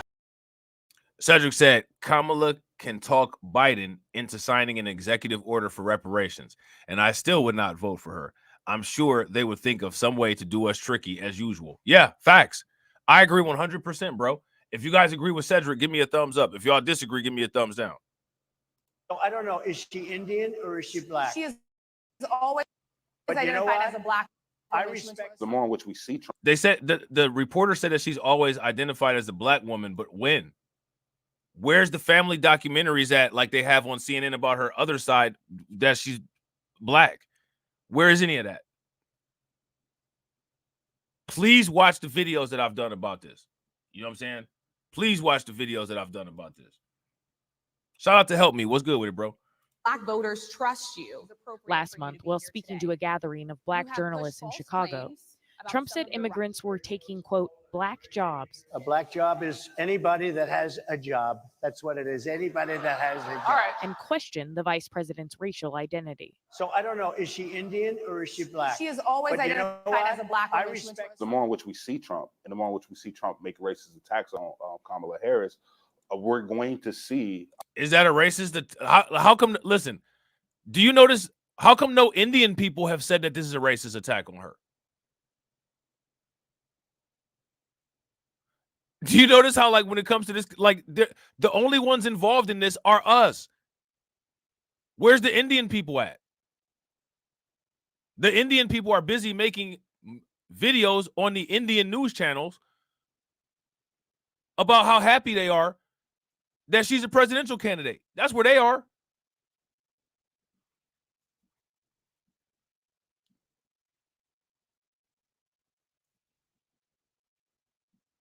You know what I'm saying? The Indian people are not offended by this. Nobody, does anybody find that strange? But we're supposed to be overly offended. We're supposed to be flipping out, doing backflips, jumping, yelling, screaming, cussing, swearing, kicking. Some of that black coalition come back to Kamala. But Adams also says Harris needs to focus on issues that black voters care about most, including raising the minimum wage. That's not an issue that black people care about the most. Shout out to the chat. I need you guys to flood the chat with the issues that you all care about the most. If minimum wage is on there, by all means, put it in there. But what are the issues that you all care about the most? Because I'm sure the majority of the audience, probably 99.9%, is black. So what issues do you all care about the most? We all know what issues we care about the most. No one is up here banging for an increased minimum wage. Most of us make over minimum wage. Listen, you want to know a little secret? If you've got a tiny little YouTube channel like mine and you post content and live stream about as much as me, guess what? You make more than minimum wage. Did you know that? I don't think anybody cares about minimum wage.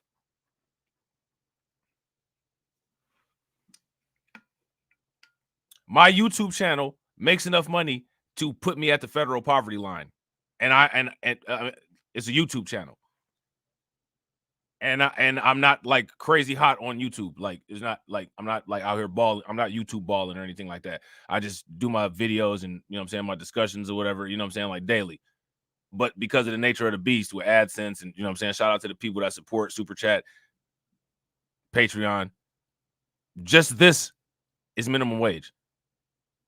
I don't think anybody cares. We're looking for other stuff. Shout out to y'all, man. The qualified immunity, illegal immigration, reparations, anti-black hate crime bill. You know what I'm saying? They already pushing for a universal basic rate on this side of the aisle anyway. You know what I'm saying? Shout out to Patrick. Make sure y'all show Patrick some love. Throw some flames, some radiation emoji, and some ducks in the chat for Patrick. Patrick says, WTF you going to do with minimum wage? I'm going to tell you what you're going to do with minimum wage. As soon as they start paying you minimum wage, regardless of what it is, you're going to look at your paycheck and be like this. I can't eat. I'm broke, nigga. I'm broke. And then when you be in the aisle, when you be in the line at the grocery store and you try to charge your card for your groceries and it don't work, and the cashier looking at you like, I need more money because you ain't got the money, you're going to be sitting back looking at her like this. Tie this bitch up. Swing, the remix gone. I'll tear this bitch up. Tie this bitch up. I will tie this bitch up. That's what it's gonna be. You know what I'm saying? Shout out to you, bro. I appreciate it. How do you think that we fund this organization, huh? We're not exactly the march of dimes. Cash rules everything around me. Cream, get the money. Dollar bill, yo.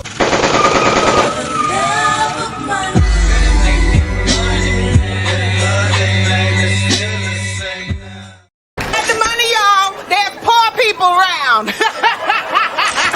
I'm rich, biatch. Shout out to Jay. Okay, Houston is doing. Yes, make sure you drop him in the Discord, bro. He said, yeah, that was the remix, bro. That was the remix. Some of that Black coalition come back to Kamala. But Adams also says Harris needs to focus on issues that Black voters care about most. Well, see, here's the issue. Raising the minimum wage. Here's the issue. You got to look at it from the standpoint of economy, right? Is the minimum wage going to keep consistent with the consumer price index, aka inflation? More than likely not. If it's not, then that means that every year that there's inflation, if your rate isn't increasing or your investment return isn't increasing, you're losing money, right? So you're absolutely right. Minimum wage going up, but also rent and food, etc., will go up. Also, though, at a higher rate than minimum wage going up, because minimum wage is only going to go up the one time that they say it's going to go up. And this stuff is all going to go up based on economic factors. This is minimum wage is going to go up based on legislation, right? If you guys agree, give me a thumbs up. If y'all disagree, give me a thumbs down. Lowering the cost of housing and criminal justice reform. He's supporting Harris, but Adams says concerns remain about the fact that she was a former prosecutor. Kamala Harris has spent decades fighting violent crime. A lot of Black voters, they call her a cop and say that she was one of the drivers of mass incarceration in California. Some of that is misinformation, but those are the things that folks are bringing up. Folks have been traumatized. Me particularly, my mom went to prison, my dad went to prison. All of my siblings are felons. I've dealt with issues with the criminal justice system too. So that is one of our kitchen table issues.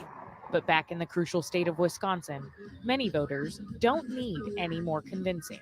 Her background and upbringing and then her experience, it kind of defines what politics may look like going forward. At a weekend festival in Milwaukee, we met 34-year-old David Dunn. He and his wife are excited about Kamala Harris.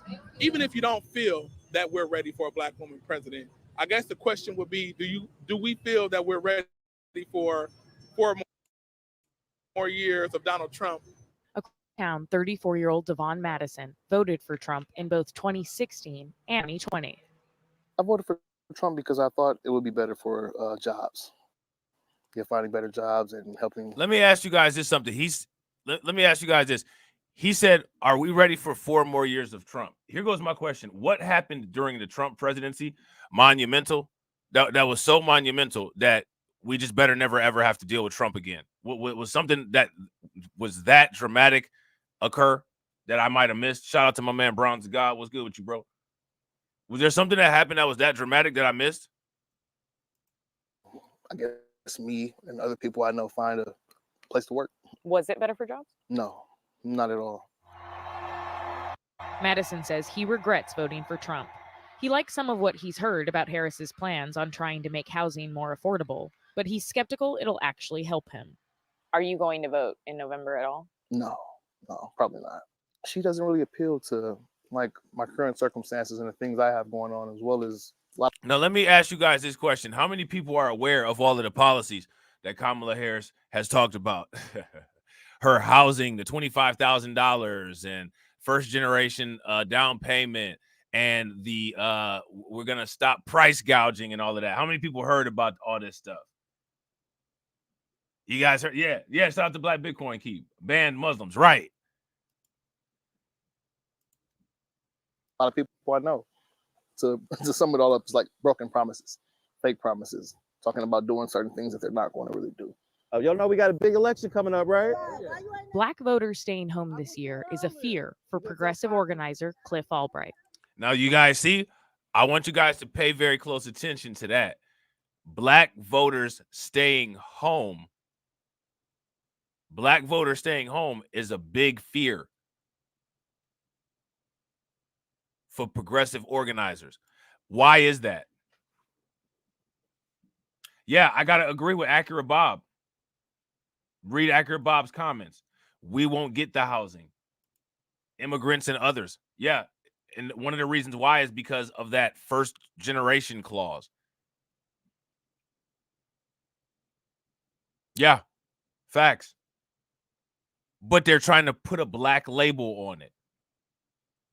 And then they'll have guys like Ricky Smiley and Roland Martin and all of these other people coming out to try to shout people down and try to shame people about facts. About facts. You know what I'm saying? These are facts that we got to deal with.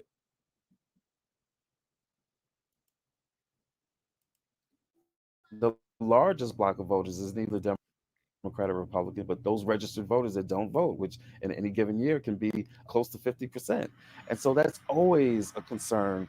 Albright is the executive director of Black Voters Matter, an organization that works to boost voter turnout in communities of color. Organizing everybody that comes in that gas station. Earlier this week, we joined him on what he calls the blackest bus in America as it rolled through Chicago's South Side.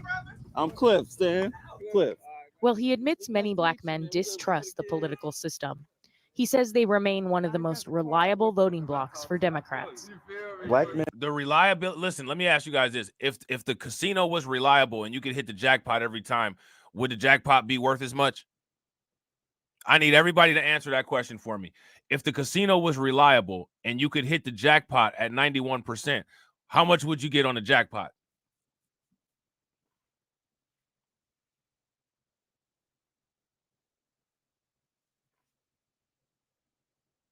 So when your reliability is high, you decrease your worth, it seems like, right? So now let me ask you guys this. What if you played the Powerball or the Mega Millions? Why has the Powerball got so much of a jackpot? Because the odds are so high. The probability of striking the odds is very difficult. So this is not a flex. This is not a flex. You know what I'm saying? Shout out to my man Carlton Wait. Me and Carlton always be joking about the strange flexes. This is another instance of the strange flexing. This is not a flex. We got to manage our we got to weaponize our volatility. The only way you going to get our vote is if you hit the jackpot. And you know what that jackpot is? It begins with an R. You know what I'm saying? It begins with an R. And routinely are going to vote at least 85% for a Democratic candidate. And whatever critiques I may have of Democrats in general, of Biden, even of Kamala Harris, at the end of the day, Trump is not delivering on anything that really benefits our community. What did the Democrats benefit? What did they deliver on? Shout out to Patrick. Patrick says, Rob, there's about 700,000 blacks in Georgia that aren't even registered, and we are the highest as unregistered. This is why I said check your voting record. Absolutely. Make sure you guys take note of what Patrick is saying there. One thing that he's really concerned about is what benefits himself.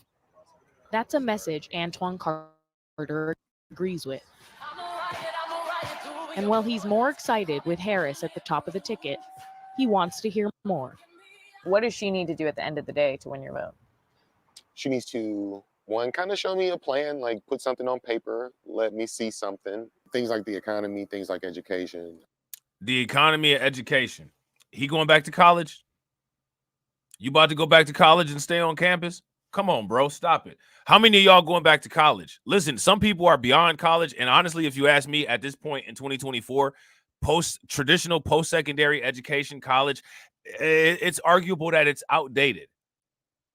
It's arguable that it's outdated. We live in a continuing education world where you're going to have to constantly do updates, continuing education, modules, classes, courses, certifications, depending on what type of field that you're in, IT, medical, whatever.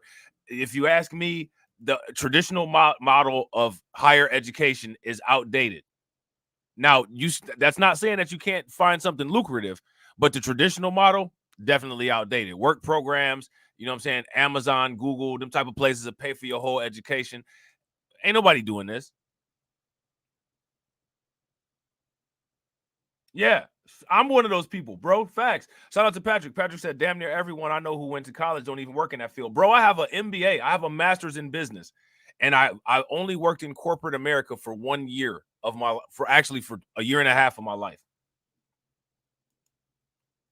I don't do anything involved. I got all the business education. Bro, I could be a consultant. I get your business intact. You know what I'm saying? On the accounting side, balance sheets, cash flow statements, income statements, perfect. Everything dope. You know what I'm saying? 6 Sigma quality. Bro, I got you. You know what I'm saying? I don't even do that no more. I got all this extra knowledge where like I could do some crazy stuff like Jack Welch from GE, and I don't even do that no more. You know what I'm saying? Spent all that money. I don't even do it no more. I have a 12-year-old who's in the 7th grade. We're just making sure that neighborhoods are safer and schools have more rigor. And I know the president can't do you it said all, consult with but the Umar school. I know the president puts people in place to make those decisions. The Harris campaign says they're already seeing a shift among Black men toward the vice president. For the PBS NewsHour, I'm Laura Barone Lopez in Chicago. Yeah, I don't know if that's true or not. I don't know if that's true or not. We shall see. Now, we're going to take a look at this. I actually had something separate for this, right? But I decided to put it all together. So we're going to put it all together.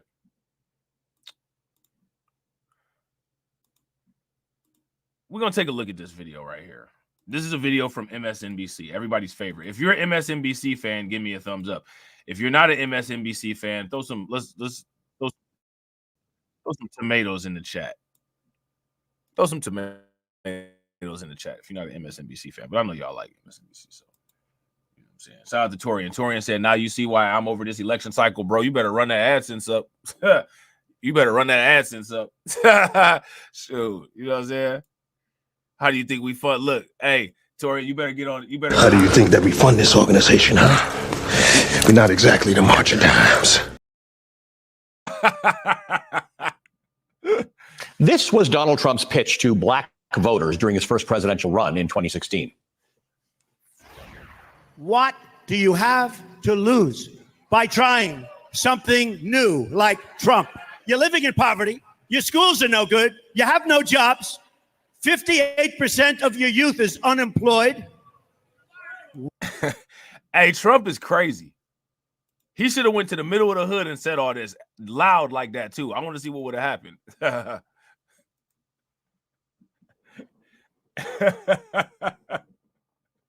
You know what I'm saying?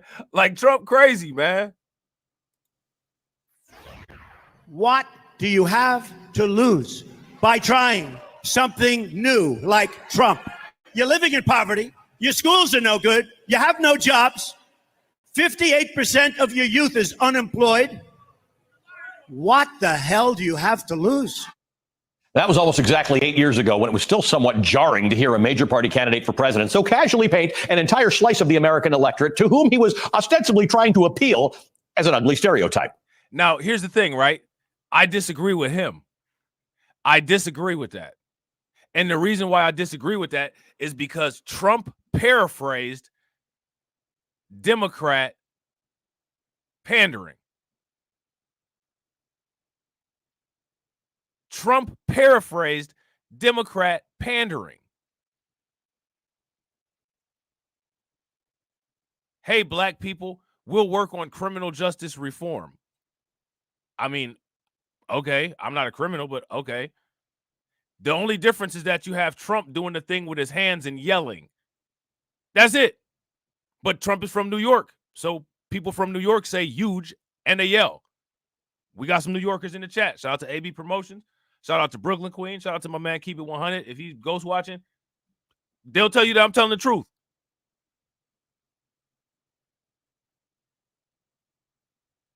So now here's my question. If Trump and the Democrats are saying the same thing, ask yourself this. What point is MSNBC trying to make with this? What point are they trying to make? What is the message that you're trying to give us? What are they trying to convince us of? But Donald Trump wasn't peddling new ideas there. The racist myth around black poverty is as old as America, and Republican candidates have been exploiting it for decades in more subtle, coded language. Now, again, and this is what I'm saying. Shout out to Torian, two sides of the same bird. How many people agree Trump paraphrased Democrat pandering? If you guys agree, give me a thumbs up. If you guys disagree, give me a thumbs down. The Republicans sit there and complain about Chicago when the Democrats turn around and talk about criminal justice reform. So out of either one of those, what are we getting? What are we getting from any of that?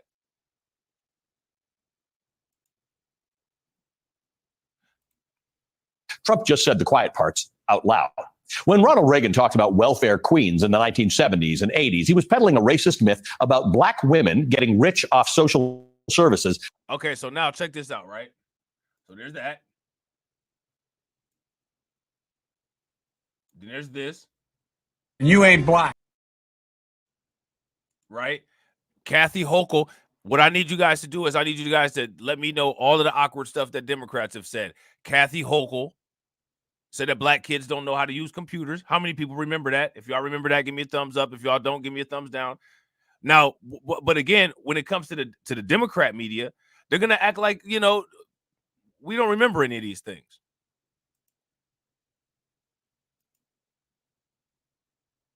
We don't recall any of these things. Shout out to Retro Gemini. What's good with it, bro?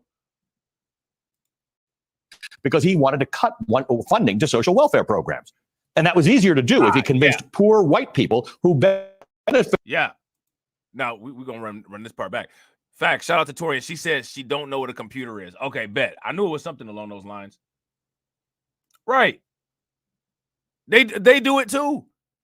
Let me ask you guys this. How many people remember the Buffalo mass shooting by that degenerate clown, Peyton Gendron? What did the Democrats do about that? They got up there and started talking about anti-Semitism.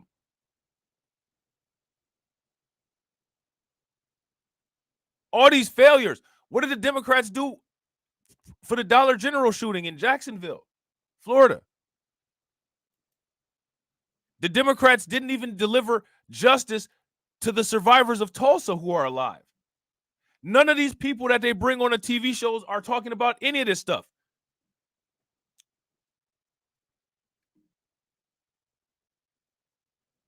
You know what I'm saying? Trump just said the quiet parts out loud. When Ronald Reagan talked about welfare queens in the 1970s and 80s, he was peddling a racist myth about black women getting rich off social services because he wanted to cut funding to social welfare programs. And that was easier to do if he convinced poor white people who benefited from welfare in far greater numbers that it was actually a black problem. My next guest has dedicated his life to advocating for poor and low. Same thing with criminality. All the familicides that take place in the suburbs. You can barely survive the suburbs, especially if you live in a nuclear W home. Familicide is off the chain in the suburbs and the rural areas. How often do you hear anybody talk about it? But if you sell criminality as a black problem, then I guess you don't have to do anything about actual black problems. I mean, it's literally the same thing. Shout out to Tori, and again, they run the same playbook.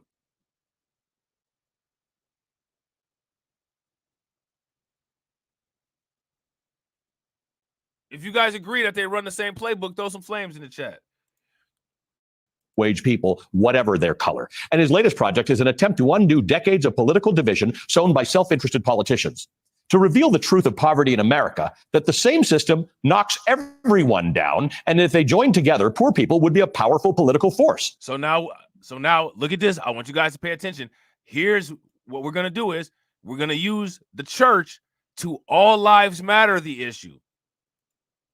You see the play, where it's coming from, right? Shout out to DeAndre. Throw some like enforcers in the chat. Throw some like it forces in the chat for DeAndre. DeAndre said, can we get 2 more for that 100? Let's get that 2 more likes for that 100. If y'all haven't shared, take a moment, share. If you're not subscribed and you watch it, take a moment, hit that bell twice. If you're not part of the Discord, join the Discord. Wanted to cut funding to social welfare programs.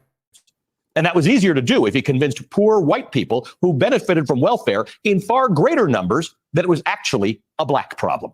My next guest has dedicated his life to advocating for poor and low-wage people.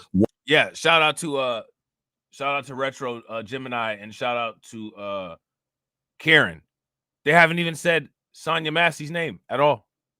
And in the Chicago, they was in Chicago. They was in the, you know what I'm saying? The DNC was in Chicago. And they ain't even say nothing about it. Whatever their color. And his latest project is an attempt to undo decades of political division sown by self-interested politicians. To reveal the truth of poverty in America, that the same system knocks everyone down, and if they joined together, poor people would be a powerful political force.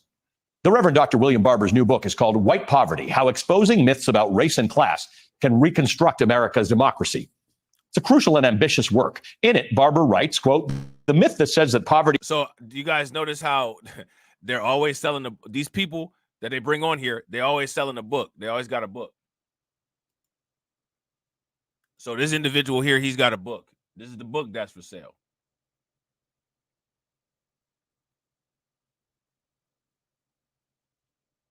This is the book that's for sale.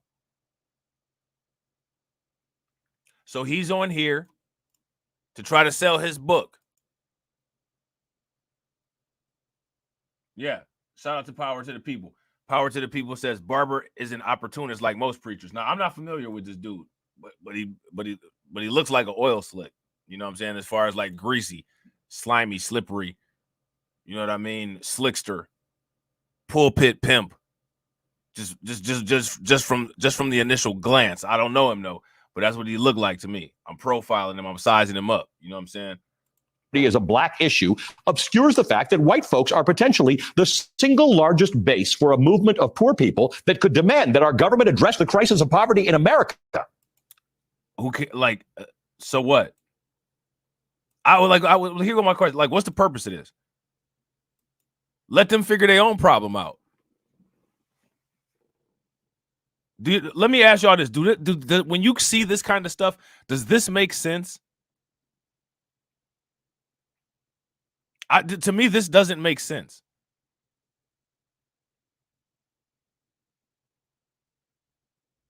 So he's going to write a book to encourage and galvanize white people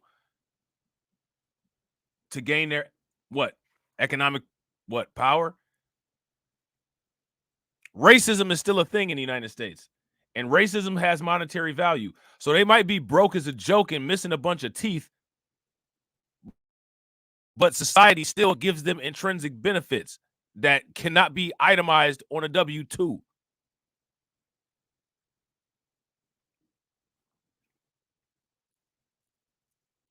Shout out to Jay.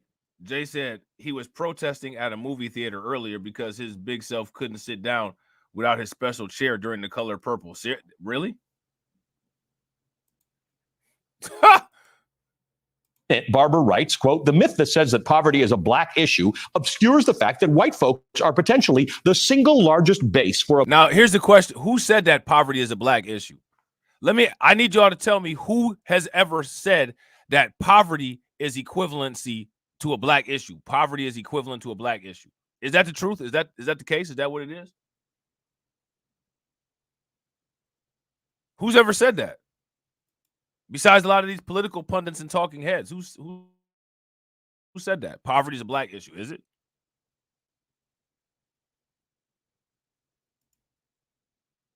I'm pretty sure most people just don't go around saying that. A movement of poor people that could demand that our government address the crisis of poverty in America. As long as Americans can be divided by identity politics and cultural wedge issues, there is not a single political coalition that has the power to change how we think about poverty and thus what we can do about it. Now, it's interesting. He sounds like somebody on the right. What's the difference between the parties? He sounds like somebody on the right, don't he? You know what I'm saying? He definitely sounds like somebody on the right. But when poor white people begin to see how their own well-being is tied up with the fortunes of other poor people, they and their allies, all who care about the common good, become an overwhelming majority of the American population, end quote. Joining me now is the aforementioned Reverend Dr. William Barber. He's the president and senior lecturer of Repairers of the Breach, co-chair of the Poor People's Campaign, and the author of the very important book, White Poverty, How Exposing Myths About Race and Class Can Reconstruct American Democracy. Reverend Barber, it's good to see you. You and I have been having some version of this conversation for some years now, and that this age-old American habit of dividing and pitting poor black people and poor white people against one another has been very, very effective. This American habit?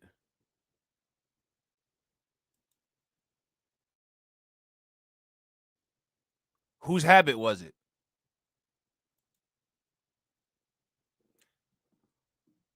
Now, again, I want you guys to pay attention. This is the liberal media. This is the liberal media saying this.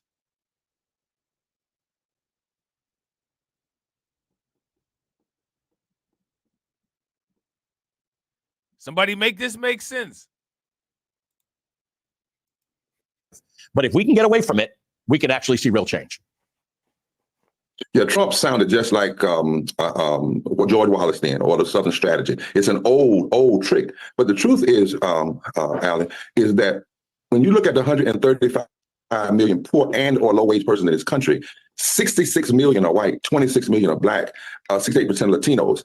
And in the voting booth, poor people and poor and low-wage people now make up 30% of the electorate in every state. And watch this, in battleground states like Wisconsin, Philadelphia, Pennsylvania, North Carolina, and other states, they make up over 40%.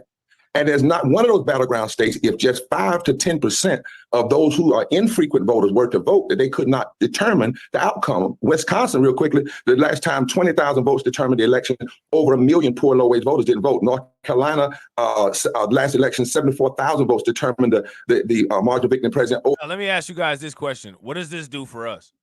This particular strategy that he's talking about. Oh, let's educate white people about how poor they are. What does that do for us? I don't know if he's aware. I don't know if he's ever listened to any white people talk, but there's a ton of white people who use that talking point already as an attempt to try to debunk any legitimacy of our reparations claim. And then in addition to doing that, they'll also utilize the few black affluent people that they are, coupled with this type of talking point. How many people have seen that? Over 1 million poor low-wage voters didn't vote. And the number one reason they didn't vote is the political machinery doesn't talk to them, doesn't speak to them, doesn't talk about the policies that will impact their lives. It literally, what? He must not have never been on YouTube.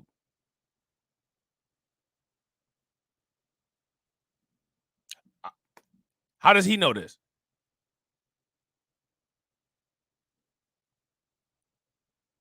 Hey. I'm going to continue. Okay, so let's take that. Census data from the 2022 election cycle said what you just told me. Low-income Americans, poor and low-wage workers were far less likely to register to vote than Americans with an income of $100,000 or more. They are treated by voiceless in our society, right? There doesn't seem to have historically been a benefit for targeting those people as voters, except you just laid out the benefit. All those tight races in swing states would be won if you had policies, and it does seem like we're starting to see some of those policies that would actually benefit those people. But what would you tell the Harris campaign to be doing right now to say you can actually win some of these voters over? I don't know. Make policy, because they don't have any right now.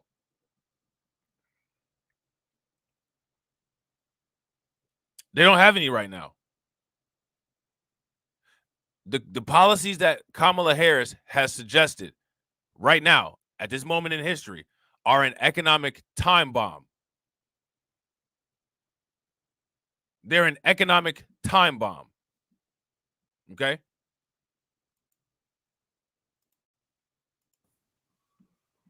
a lot of what they're doing, but even deeper, because say, for instance, in Pennsylvania, the last election, the margin of victory was 40,000 votes, over 1.2 million or 3 million poor and low wage voters didn't vote. We're talking about people who care for us medically. We're talking about manufactured workers that work in a manufactured place, sleep in their car at night. We're talking about the white lady named Pam that I know who died in a high school parking lot when the lack of Medicaid in North Carolina expansion closed their hospital. So what you should do, these folks, 55 million of them want a living wage of at least $15 an hour, at least. So we got him. I want you guys to pay attention to this.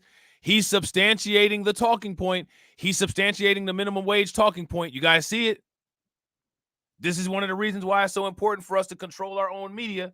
This is one of the reasons why it's so important for us to control our own social credit, for us to control our own legitimization credit, because they'll get these people up here that say absolutely nothing to just come with a bunch of babbling. Like this, look. Here go your boy right here. This is what he's doing. Hold on real quick. I got you.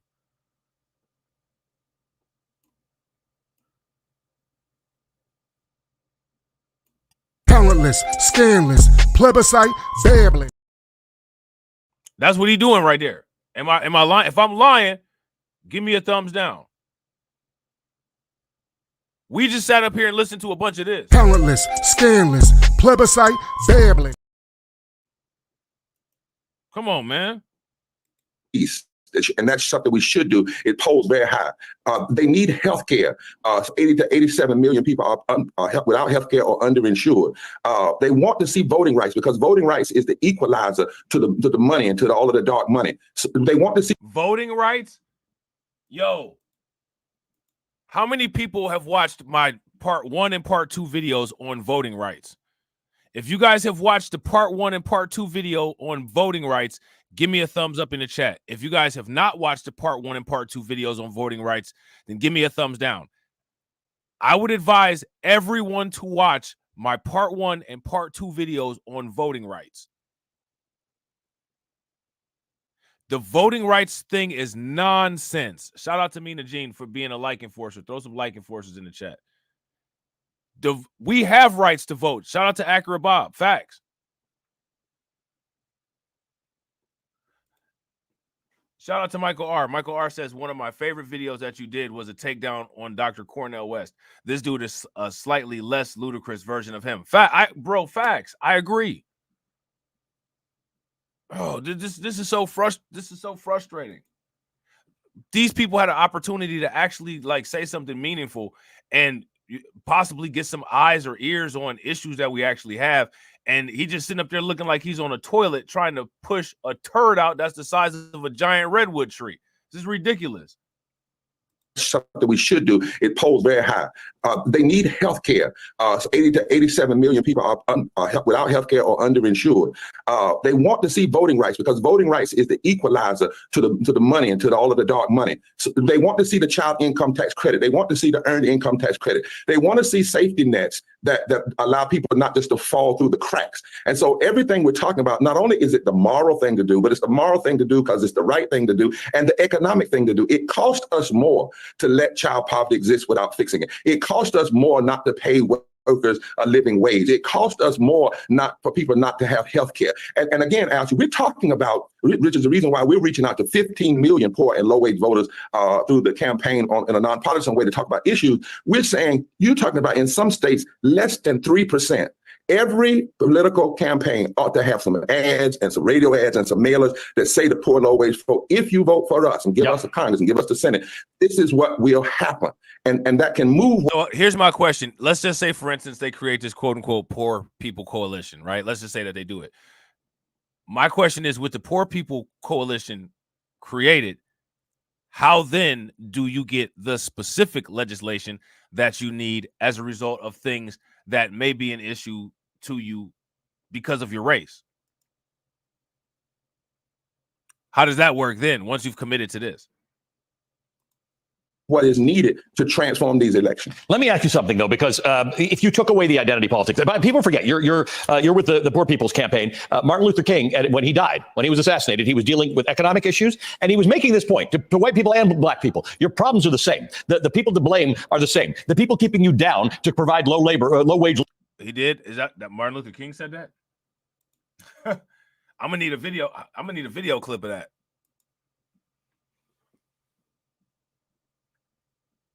Shout out to Deneen. What's good with it, Deneen? If you guys agree with Michael, throw some flames in the chat. Michael says the migrants are technically poorer than us until they get papered up. We won't see a dime. Yeah, facts. Facts. Shout out to Leonard. What's good with you, bro? And Martin Luther King, when he died, when he was assassinated, he was dealing with economic issues, and he was making this point to white people and black people. Your problems are the same. The people to blame are the same. The people keeping you down to provide low wage labor are the same. And so what happens if you break that divide? Can we break it? And what happens if we break it? Well, what happens if we break it? But let me say this, is how we break. We can still talk about race and have to, but we expand the conversation of race. And we show how those who engage in racialized politics to keep people down, those policies have a collateral damage. What are racialized politics? Let's start there. Is reparations racialized politics? Is an anti-black hate crime bill racialized politics? Did you come out and do all of this babbling when they were passing the LGBTQ and AAPI hate crime bills and all of the anti-Semitism bills? How many people believe that it is imperative? It is imperative to make sure that the correct people get the correct amount of eyes watching them and the correct amount of ears listening to them, and that this type of paid tap dancing nonsense gets mitigated. Because that's exactly what this is. When Trump says or Reagan says what he says, it's not only racist toward the black woman, it's also dismissive of tens of millions of white people. So you get dismissed in the racial tropes. You get dismissed in the racial division. And black men are just not even a factor. So we're just not going to mention black men. It's race. I want you to make sure that you heard this correctly. Now, this guy said this. He really squeezing hard right there. It's racist against black women. It's racist against white people. No mention of black men. But let me say this, it's how we break. We can still talk about race and have to, but we expand the conversation of race. And we show how those who engage in racialized politics to keep people down, those policies have a collateral damage. When Trump says or Reagan says what he says, it's not only racist toward the black woman, it's also dismissive of tens of millions of white people. He didn't just say white women. He said white people. I'm just saying. Just saying. So you get dismissed in the racial tropes. You get dismissed in the racial division. If we say no to it, then we can, when poor and low. Shout out to Brooklyn Queen for being a like enforcer. Make sure y'all throw some like enforcers in the chat for Brooklyn Queen. Appreciate you, Brooklyn Queen, for enforcing those likes. Wage white folk and black folk and brown folk and Asians and Native form together, we become what Celinda Lake said, the most powerful swing vote in the country, Alex. The largest swing vote with the most potential is 30 million voters. 30 million, 57 million poor and low wage voters voted last time, but 30 million didn't. That's the largest potential swing vote in the country that could fundamentally transform who gets elected and the kinds of policies that are implemented after the elections. Reverend Barber, one day it's going to come out when I'm doing research on you that you're an economist, because we have the best economic conversations. It's always good to see you. Yeah, that's because that's an easy talk. Have a conversation about reparations, and then I'll be impressed with your quote-unquote economic conversations. Shout out to my man YGLTB1 in the building. What's good with it, bro? Make sure y'all show YGLTB1 some love for standing on business for 11 months. I'm standing on business. I'm standing on business. I'm standing on business. YGLTB1 says if BVM was concerned about the black vote, then it should have been an outrage to BVM to see a death mobile pull up at the DNC offering to delete our future black voters that have yet to breathe. Yeah, facts. And they had the vasectomy truck.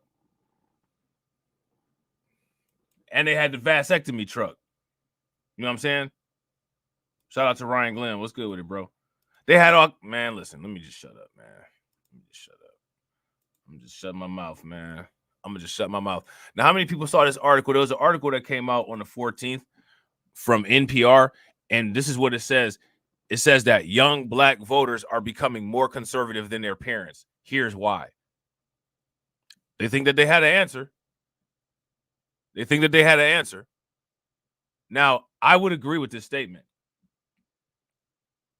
I would agree that younger black voters are becoming more conservative than their parents. But do you all agree with that? If you all agree with that, give me a thumbs up. If y'all disagree, then give me a thumbs down. And look at this. Jen Iro, a 34-year-old from Texas, has been having a hard time with the current state of American politics. The last time she cast a ballot was for former President Barack Obama, and she doesn't think she'll vote this year either. Now, what do you think about that name?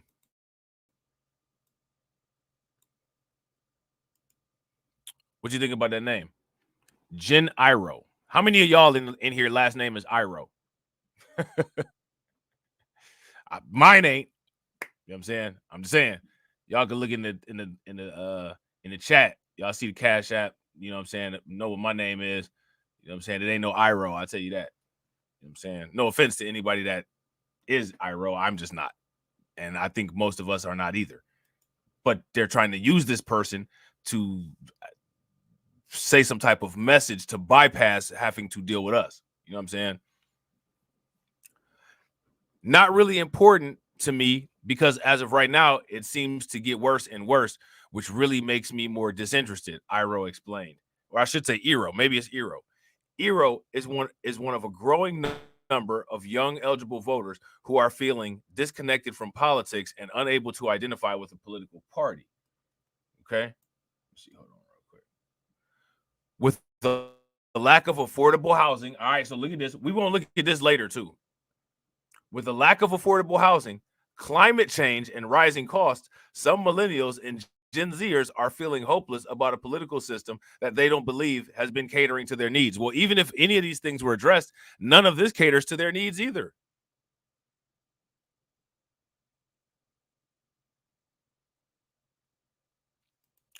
Out of any of that, what caters to their needs?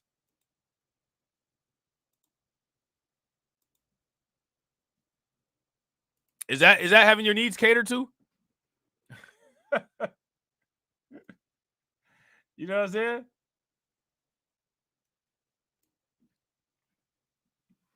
That's not catering to your needs, is it? So now here it says generally young voters and black voters tend to vote Democratic. All right. Shout out to Patrick. You still here? In 2020, 92% of black voters cast a vote for President Biden. At those rates, they're not going to do anything. Those rates got to significantly go down. Like I said, no political party should ever get more than 51% of our vote. Ever. This is absurd, man.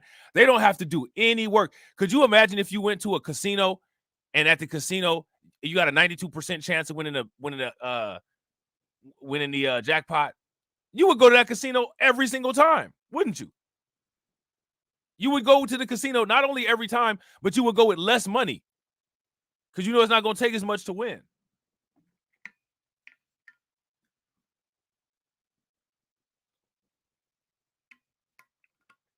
You know what I'm saying? Oh, yeah, just wait till we get to the climate change article, Deneen. That might come tomorrow. They said that. Hold on real quick. Let's see something.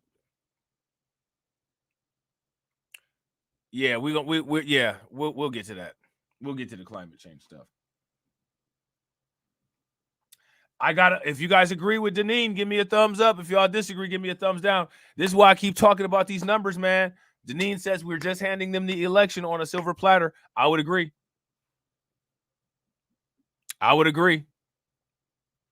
It's a 777. Anytime you put a quarter in, it's a 777. It's not supposed to be like that.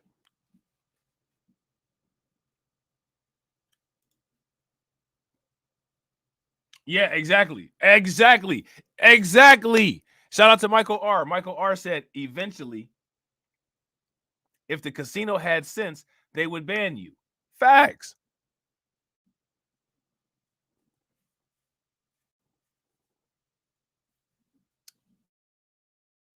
Facts.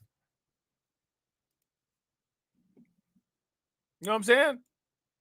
Now, shout out to everybody because I told everybody at some point, people will realize that the world is correct. And I think that's where we're at.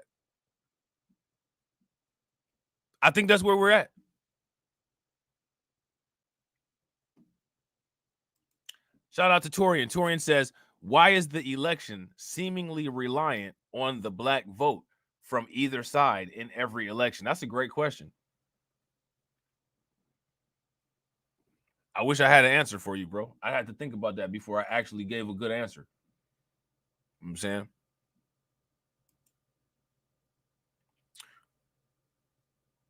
So now here it says generally young voters and black voters tend to vote Democratic. In 2020, 92% of black voters cast a vote for President Biden, while only 8% backed former President Donald Trump. However, there appears to be a shift within the black electorate that has been widening over years. According to Pew Research, 7% of black voters over 50 currently identify as or lean Republican, while 17% of black voters under 50 align with the Republican Party. It is unclear how Vice President Harris, as the Democrats' presidential hopeful, will fare with this group. Now, again, does it really matter? Yeah, it does. But at the same time, it's still a trend that we internally need to deal with because it's too much easy support. They're getting stuff for free. Yeah, you should post that on X, bro. It's actually a difficult question. Somebody that'll just give you a knee-jerk answer to it, they're not being honest. They're not thinking it through. It's actually a really interesting question and a good question. You know what I'm saying? And a good question deserves a good answer. So now here it says people tend to grow more conservative as they age. I don't know where they get the information to back that claim. But among black voters, younger generations may be the more conservative ones. And I disagree with this. I believe that most black people are conservative, but however, they're turned off by the blatant racism, which is meant as a guard to keep black people out of American conservatism. So they tolerate the Democrats and the liberal politics, which actually don't do anything for them except for just give a participation award.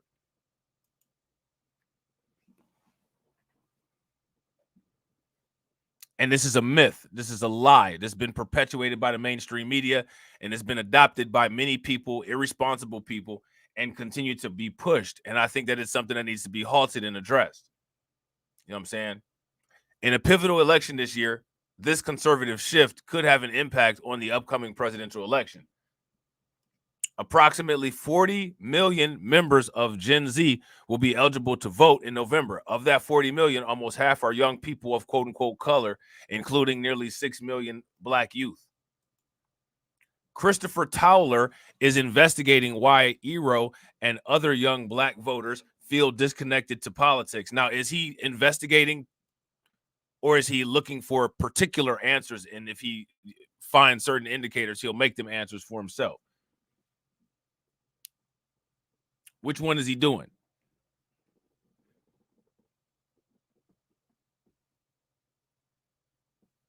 Shout out to MoFax. MoFax got an answer for you, Torian.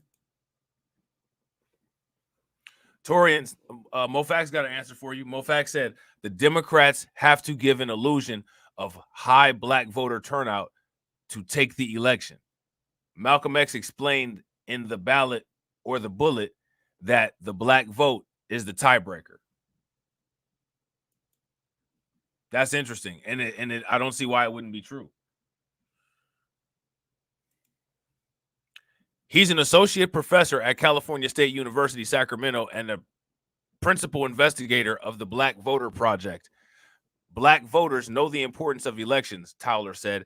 They understand what it means to have representation, but at the same time, they don't necessarily feel like they're being represented by either side right now.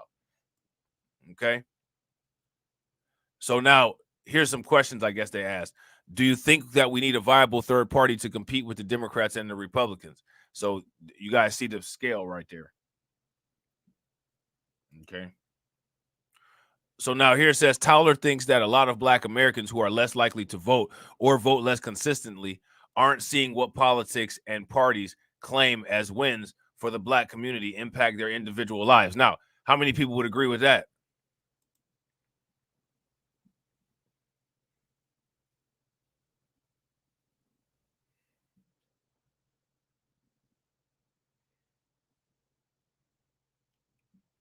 Shout out to OG Patrice. What's good with it?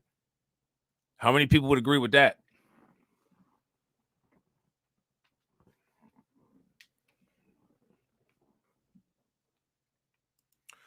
People may not see more opportunities for themselves, as are often touted by the Biden administration, including lowering Black unemployment or increasing Black small business loans and grants. And again, here's an issue with a lot of the politicians. They'll come up with their own nonsensical talking point that they want to make a Black issue, say that they've addressed that, and then say that they've done their job while literally just completely bypassing everything that we've been saying is an issue. You know what I'm saying? I think there's an overall sentiment that they want something to support. They really understand the importance of this moment, Tyler said, but at the same time, they're not necessarily sure that their vote is going to change much. As part of the Black Voter Project 2024's national survey, Tyler examined the level of Republican support among young voters. In the data that I collected, the highest percentage of Black people that say they're going to vote for Trump is among the 18 through 29-year-old cohort, with about 22% saying they'll vote for Trump, Tyler explained. They're also the least supportive of the Democratic Party. Now, let me ask you guys this question. What is making this data move in this direction? And why do you, now here's the thing, right? How many people have seen all the celebrity crash outs? Name all the celebrities who've crashed out about Black people just not jumping to follow the Democrat Party or to vote for the Democrats. What that also shows about those people who are having those crash outs is that they're not in tune with reality. They're completely ignoring the statistics. They're completely ignoring the trends. If they knew all of this, they wouldn't even be upset about all that, because they would know that this is just where things are going.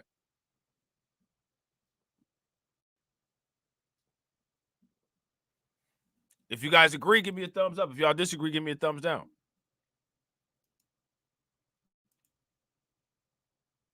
So now here it says, Towler thinks this particularly could stem from young people thinking of the civil rights movement as distant history. What does that have to do with that? Why would anybody think of that like that? What does that have to do with anything?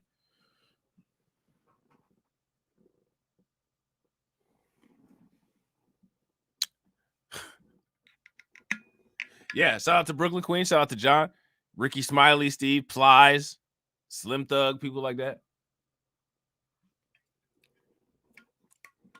What do Black people becoming more conservative have to do with, quote unquote, leaving the civil rights movement in the past?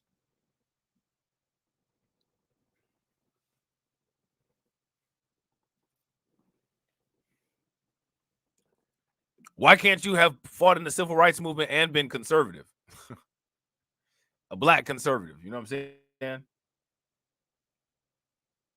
Do that make any sense?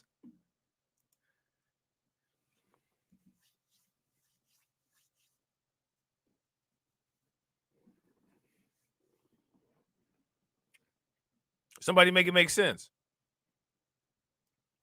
We're getting into generations of young Black voters that are not just once removed, but maybe even twice or three times removed from a civil rights generation, Tyler said. Who's 3 times removed from a civil rights generation? 3 times? If you was born during the civil rights movement, you probably only like between 55 and 70 years old. What are they talking about? 3 generations?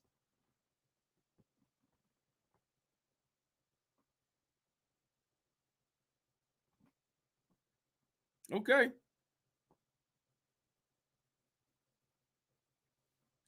At the same time, though, regardless of how many generations you are from it, that doesn't change history, and it doesn't change what people believe or know that they either got out of it or didn't get out of it. So people are either going to be satisfied or not, right? And I don't think that most people are. Right. Say both of my parents, bro. Facts. Exactly.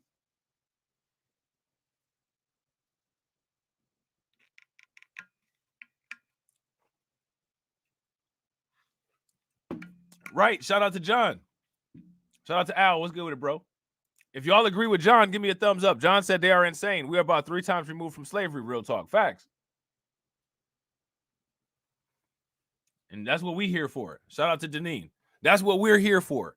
They make up stuff because they know people won't research. And when you come here, you're going to get everything straight up. You're going to get it all straight up. You know what I'm saying? So now here it says the way that they form their identity is less likely to be directly attached to the civil rights struggle. They are less likely to be suspicious of political institutions, and they're more likely to support Trump and the Republicans. How are any of these things correlated?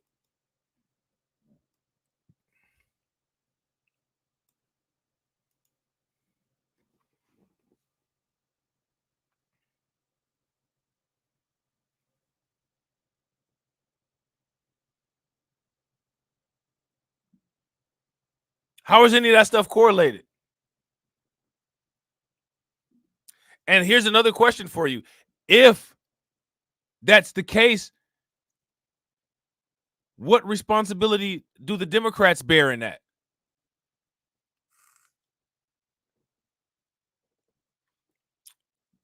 I'm not mad at that Undisputed Truth. If y'all agree with Undisputed Truth, throw some flames in the chat. Undisputed Truth says strong black men have left the plantation. The only men left are wearing dresses and crying, being led by overseer Roland Martin. And how many people seen that movie Hook with Robin Williams, the Peter Pan movie when Peter Pan had grown up? You remember they had the lost boy. It was the little fat black dude, and he would put his legs behind his ears and roll down the plank and knocked all the pirates off of Captain Hook's ship. That's how Roland be coming at people if you don't vote for Biden, like a little fat boy on Hook. Just rolling down the ramp, coming after you like a big boulder on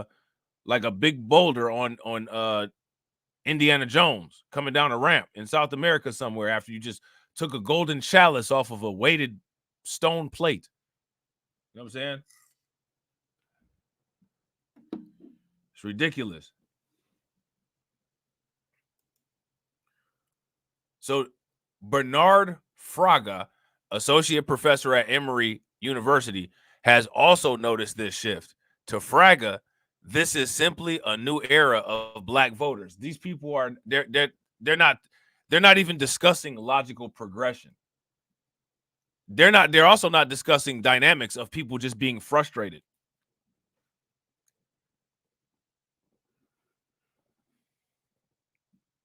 A lot of people at this point have adopted villainy. A lot of people at this point do not care what other people think. A lot of people at this point are, I'm going to go for me. I don't care what you think. Shout out to black people, man. A lot of black people are losing shame sensitivity. That is a good thing, because now somebody can't manipulate you with an emotional argument. I would encourage everybody to lose shame sensitivity. You mean to tell me you're not going to support Kamala? No, I ain't going to support Kamala. You ain't going to church either? Nope. Anything else? You must be a heathen then. The worst kind. The worst kind.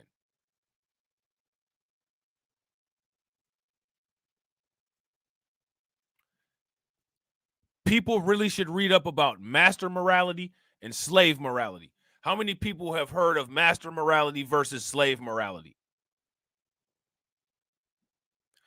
Slave morality will keep you doing things how things are being done. Master morality will help you to master the control of your circumstances. That is what people need to be on.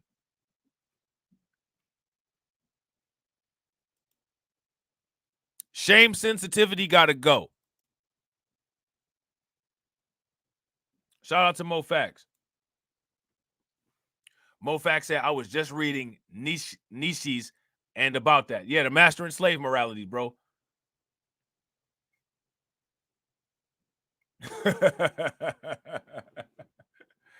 Yeah, they're gonna be sitting up there trying to shame you. You ain't gonna vote for Kamala? Nah, ain't nobody voting for Kamala. You must be voting for Trump then. Some people voting for Trump, and don't be like the Kennedy family.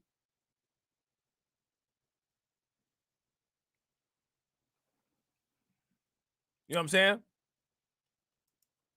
So now here it says the narrative that the Democrats kind of own the change issue, as in the idea that people who want things to be different from than they are now. That's been something that's been true for a long time, Fraga said. Now there are some folks in the electorate, particularly young people, who see the Republican Party as representing change. Here, what if the Democrats changed? The Democrats have literally taken everything that black people have ever done or been a part of in this country and spread it across the United States and across other groups of people like peanut butter on a damn piece of bread for a sandwich. Nobody appreciates that mess.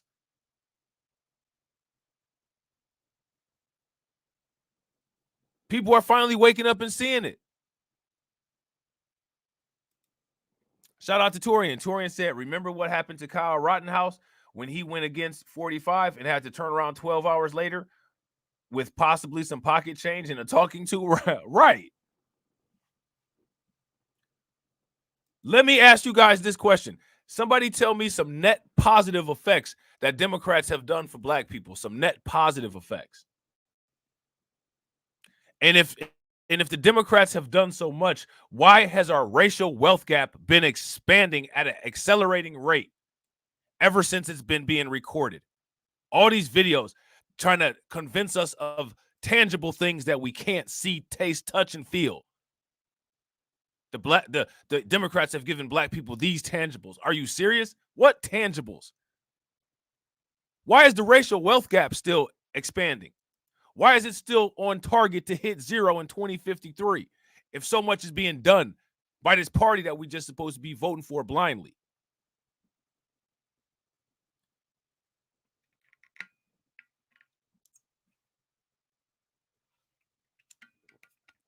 Somebody make it make sense.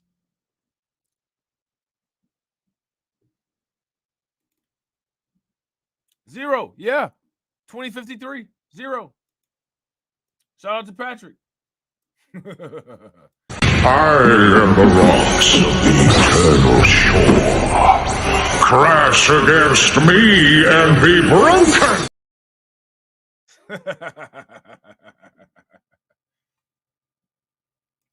Yeah, Dr. Claude Anderson talked about that. Right? Shout out to Power to the People. They turned civil rights and actually listen, the rights that we got based on those civil rights amendments, 13th, 14th, 15th, all those amendments. That's literally what they're using for like abortion, legitimate, and all that stuff. Yeah, shout out to Deneen. Discount insulin doesn't shrink the wealth gap. No, it only shrinks your circulating blood glucose level. Insulin shrinks your blood glucose level. It does not shrink the wealth gap. I don't know if anybody's aware of that, but just in case, you can check, you know what I'm saying? Check out your Tabor's Medical Dictionary if you don't believe me. Insulin shrinks your circulating blood glucose. It'll make it decrease a certain amount of milligrams per deciliter. You know what I'm saying? It won't shrink the racial wealth gap. You could put in 1 unit. You could put in 2 units. You could put in 3 units. You could take some damn pills. It's not going to change the racial wealth gap.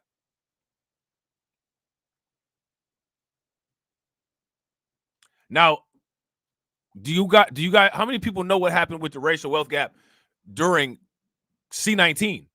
Oh, Elon Musk, Jeff Bezos, man, them dudes got paid. Like I just got paid. They got paid like I just got paid. Shout out to my man, John Guillory.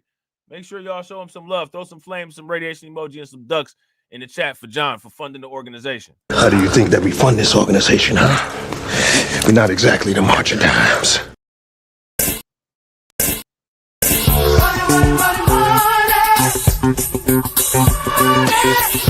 Cash rules everything around me. Cream,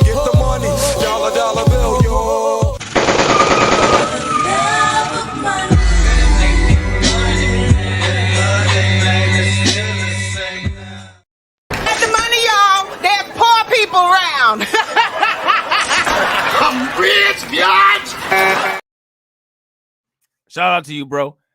John says, what they do not understand is the 18 to 24 crowd grew up and the Dems were ruling most of the time. And it has been bad for black men. Trayvon Martin, Michael Brown, and the Charleston church shooting happened under the Dems' watch. Facts. Facts. And look at the biggest demographic, the sub-demographic that they had the biggest problem with. Black men.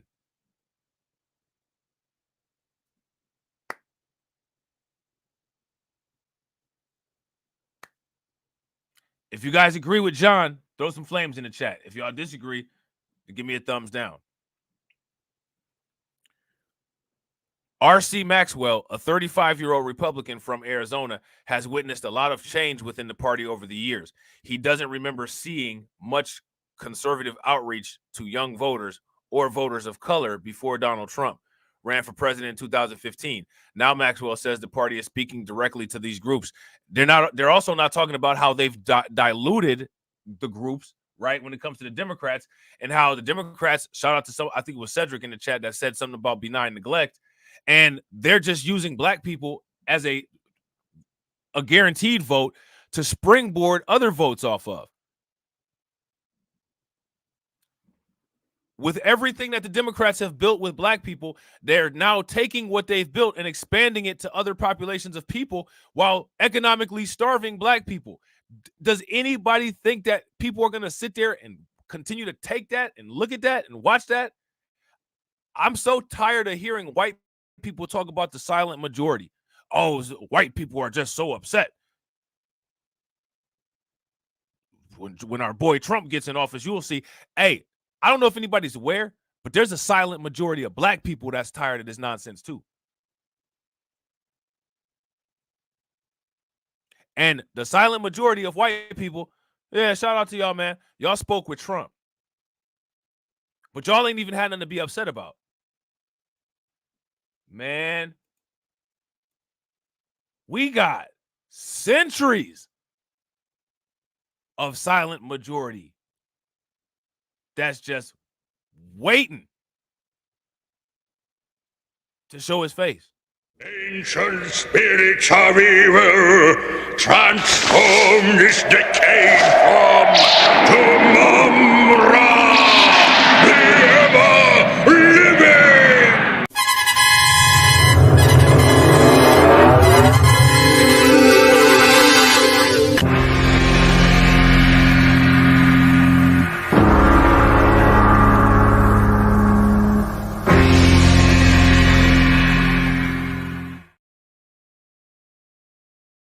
So they keep sitting up there saying that, oh, well, maybe it's because this generation is far removed from the civil rights movement. No. The issue that's going on is that we're far removed from where the Democrats should have brought us politically with all the support that they've had over all these years. And they've failed. Make no mistake, they've failed, not us. And now we're cashing in on the failure. It is what it is. You know what I'm saying? So now here it says he's noticed more young people gravitate towards the GOP as they seek economic opportunities. Why are we still seeking economic opportunities? Because the Democrats failed reparations. That's why.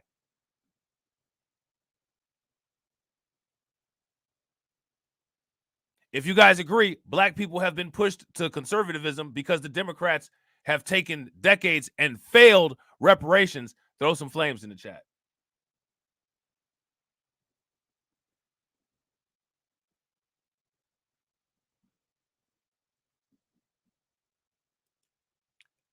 As loyal as black people have been to for the Democrats, we should be some of the most affluent people in the United States, the way the Democrats should have taken care of us. Nobody ever talks about that. Not only did we build the United States, we built the Democrat Party as it is today. We built them. Not only did we build them off of how the United States tried to break us.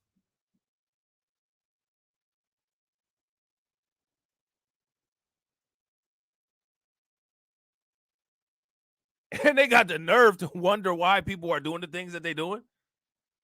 Open up a history book. Y'all the ones that claim to not be about banning books and not about banning CRT. Open up one of those books that you don't want banned. if you're confused about anything. You know what I'm saying? You know what I mean? The Democratic Party was literally built off of every bad thing that happened to black people in the United States, and we got nothing for it.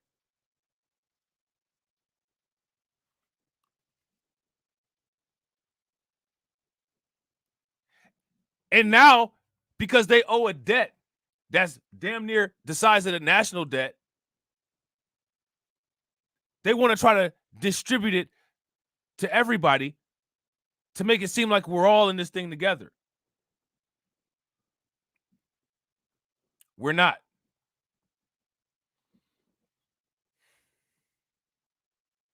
We're not. We're clearly not. Everybody else is in this thing together. We've clearly been either kicked out of the boat, left out of the boat, whatever it is. We're sinking, and everyone else is sailing. And we've been the one that's been keeping everybody else afloat. How do people that's keeping the ship afloat sinking now? And then they want to deny history in the same way that the Republicans want to deny history.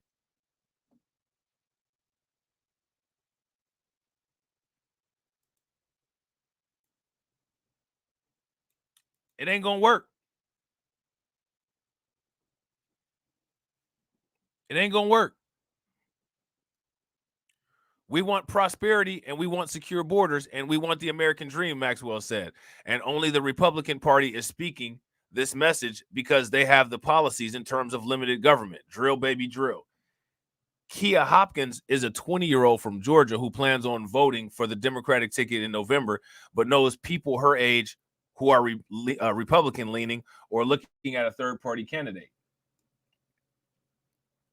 The thing that I hear a lot is, if a person is really conservative, they really like how the economics are handled by Republicans, Hopkins said. Usually with social issues, they tend to be more liberal.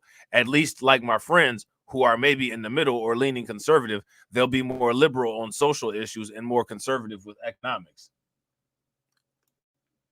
She says she's heard a lot of her peers say they aren't planning to vote in the presidential election, and it concerns her. For people who say they're outright not voting, just scares me because this is a privilege that we have that our ancestors were able to fight for. So they're doing ancestor shaming, Hopkins said. They're doing ancestor shaming.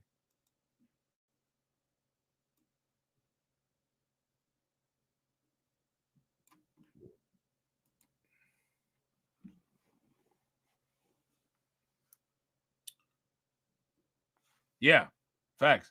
Shout out to Lewis Knowles. Lewis Knowles says because the Democrats are masters of benign neglect and you ain't black talk. Facts. You ain't black. Facts. Somebody make it make sense. Now, we got the Pew Research study that came out.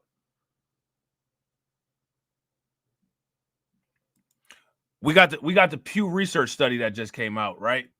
And I think what we're going to do is we already been live for 3 hours, man. Shout out to y'all. Y'all been killing it. Y'all been holding it down. I know y'all ain't about to sit up here and listen to my nonsense. You know what I'm saying? It much longer than this. So we're going to stop it for a minute here. I'm going to come back on a little bit later before I got to get out. And we're going to try to finish up the rest of these because it's some other important stuff that we got to talk about. While you guys are not, you know what I'm saying, watching anything, check out some of the replays, man. Check out some of the old videos because a lot of this stuff that the mainstream media keeps saying that's fake and lies, we done flushed it out and ironed it all out here. We done flushed it out and we done ironed it all out here. You know what I'm saying? Also, if I could ask everybody to please be as kind as to not move a muscle. Once the outro music plays, it'll take you right into the premiere window for the next scheduled live stream. All right. Go into that next scheduled live stream, hit the bell icon, and hit the like and drop a comment. It'd be greatly appreciated. Make sure you guys show some love to the stream sponsors because without the stream sponsors, this is impossible. So shout out to them. Shout out to my man Patrick. Shout out to Kurt. Shout out to Kurt. Shout out to Brooklyn Queen. Shout out to Kirk. Shout out to my man Cedric. Shout out to Patrick. Shout out to my man YGLTB1. And shout out to my man John Guillory. All right. I definitely appreciate you. Like I said, I'll be back probably like around 2:30, 3 o'clock. Y'all will see it. So hopefully y'all will come back. And as always, ladies and gentlemen, walk up in this life. Yeah, I'm really talking my shit like I'm really him. Hold up. Look, walking this bitch like, hey. Yeah, I'm really him. Talking my shit like, hey. I'm really him. Don't believe me? Come and see me. Got 3 wishes from my genie. Now I'm on your local TV. Y'all on tour. Got demons. Say she wanted to come and see me when I'm in a local city. I'm like, pause though. Please step aside so they can see me. And I walk up in this light. Yeah, I'm really him. Talking my shit like I'm really him. On God. Walk up in this light. Yeah, I'm really him. Talking my shit like I'm really him. I'm the realest from my city. That's on money, that's on TV, that's on mamas. Niggas don't believe me, come and see me. I been dodging all that face. All these niggas working broke, but I been getting paid. All that know me from the street. Flexing for what feature, that's like every other week. Talk behind my back, I kick my feet up, have a seat. Cause at the end of the day, all these watching me as I walk up in this light. Yeah, I'm really him. Talking my shit like I'm really him. On God. Walk up in this light. Yeah, I'm really him. Talking my shit like I'm really him. On God. Walk up in this light.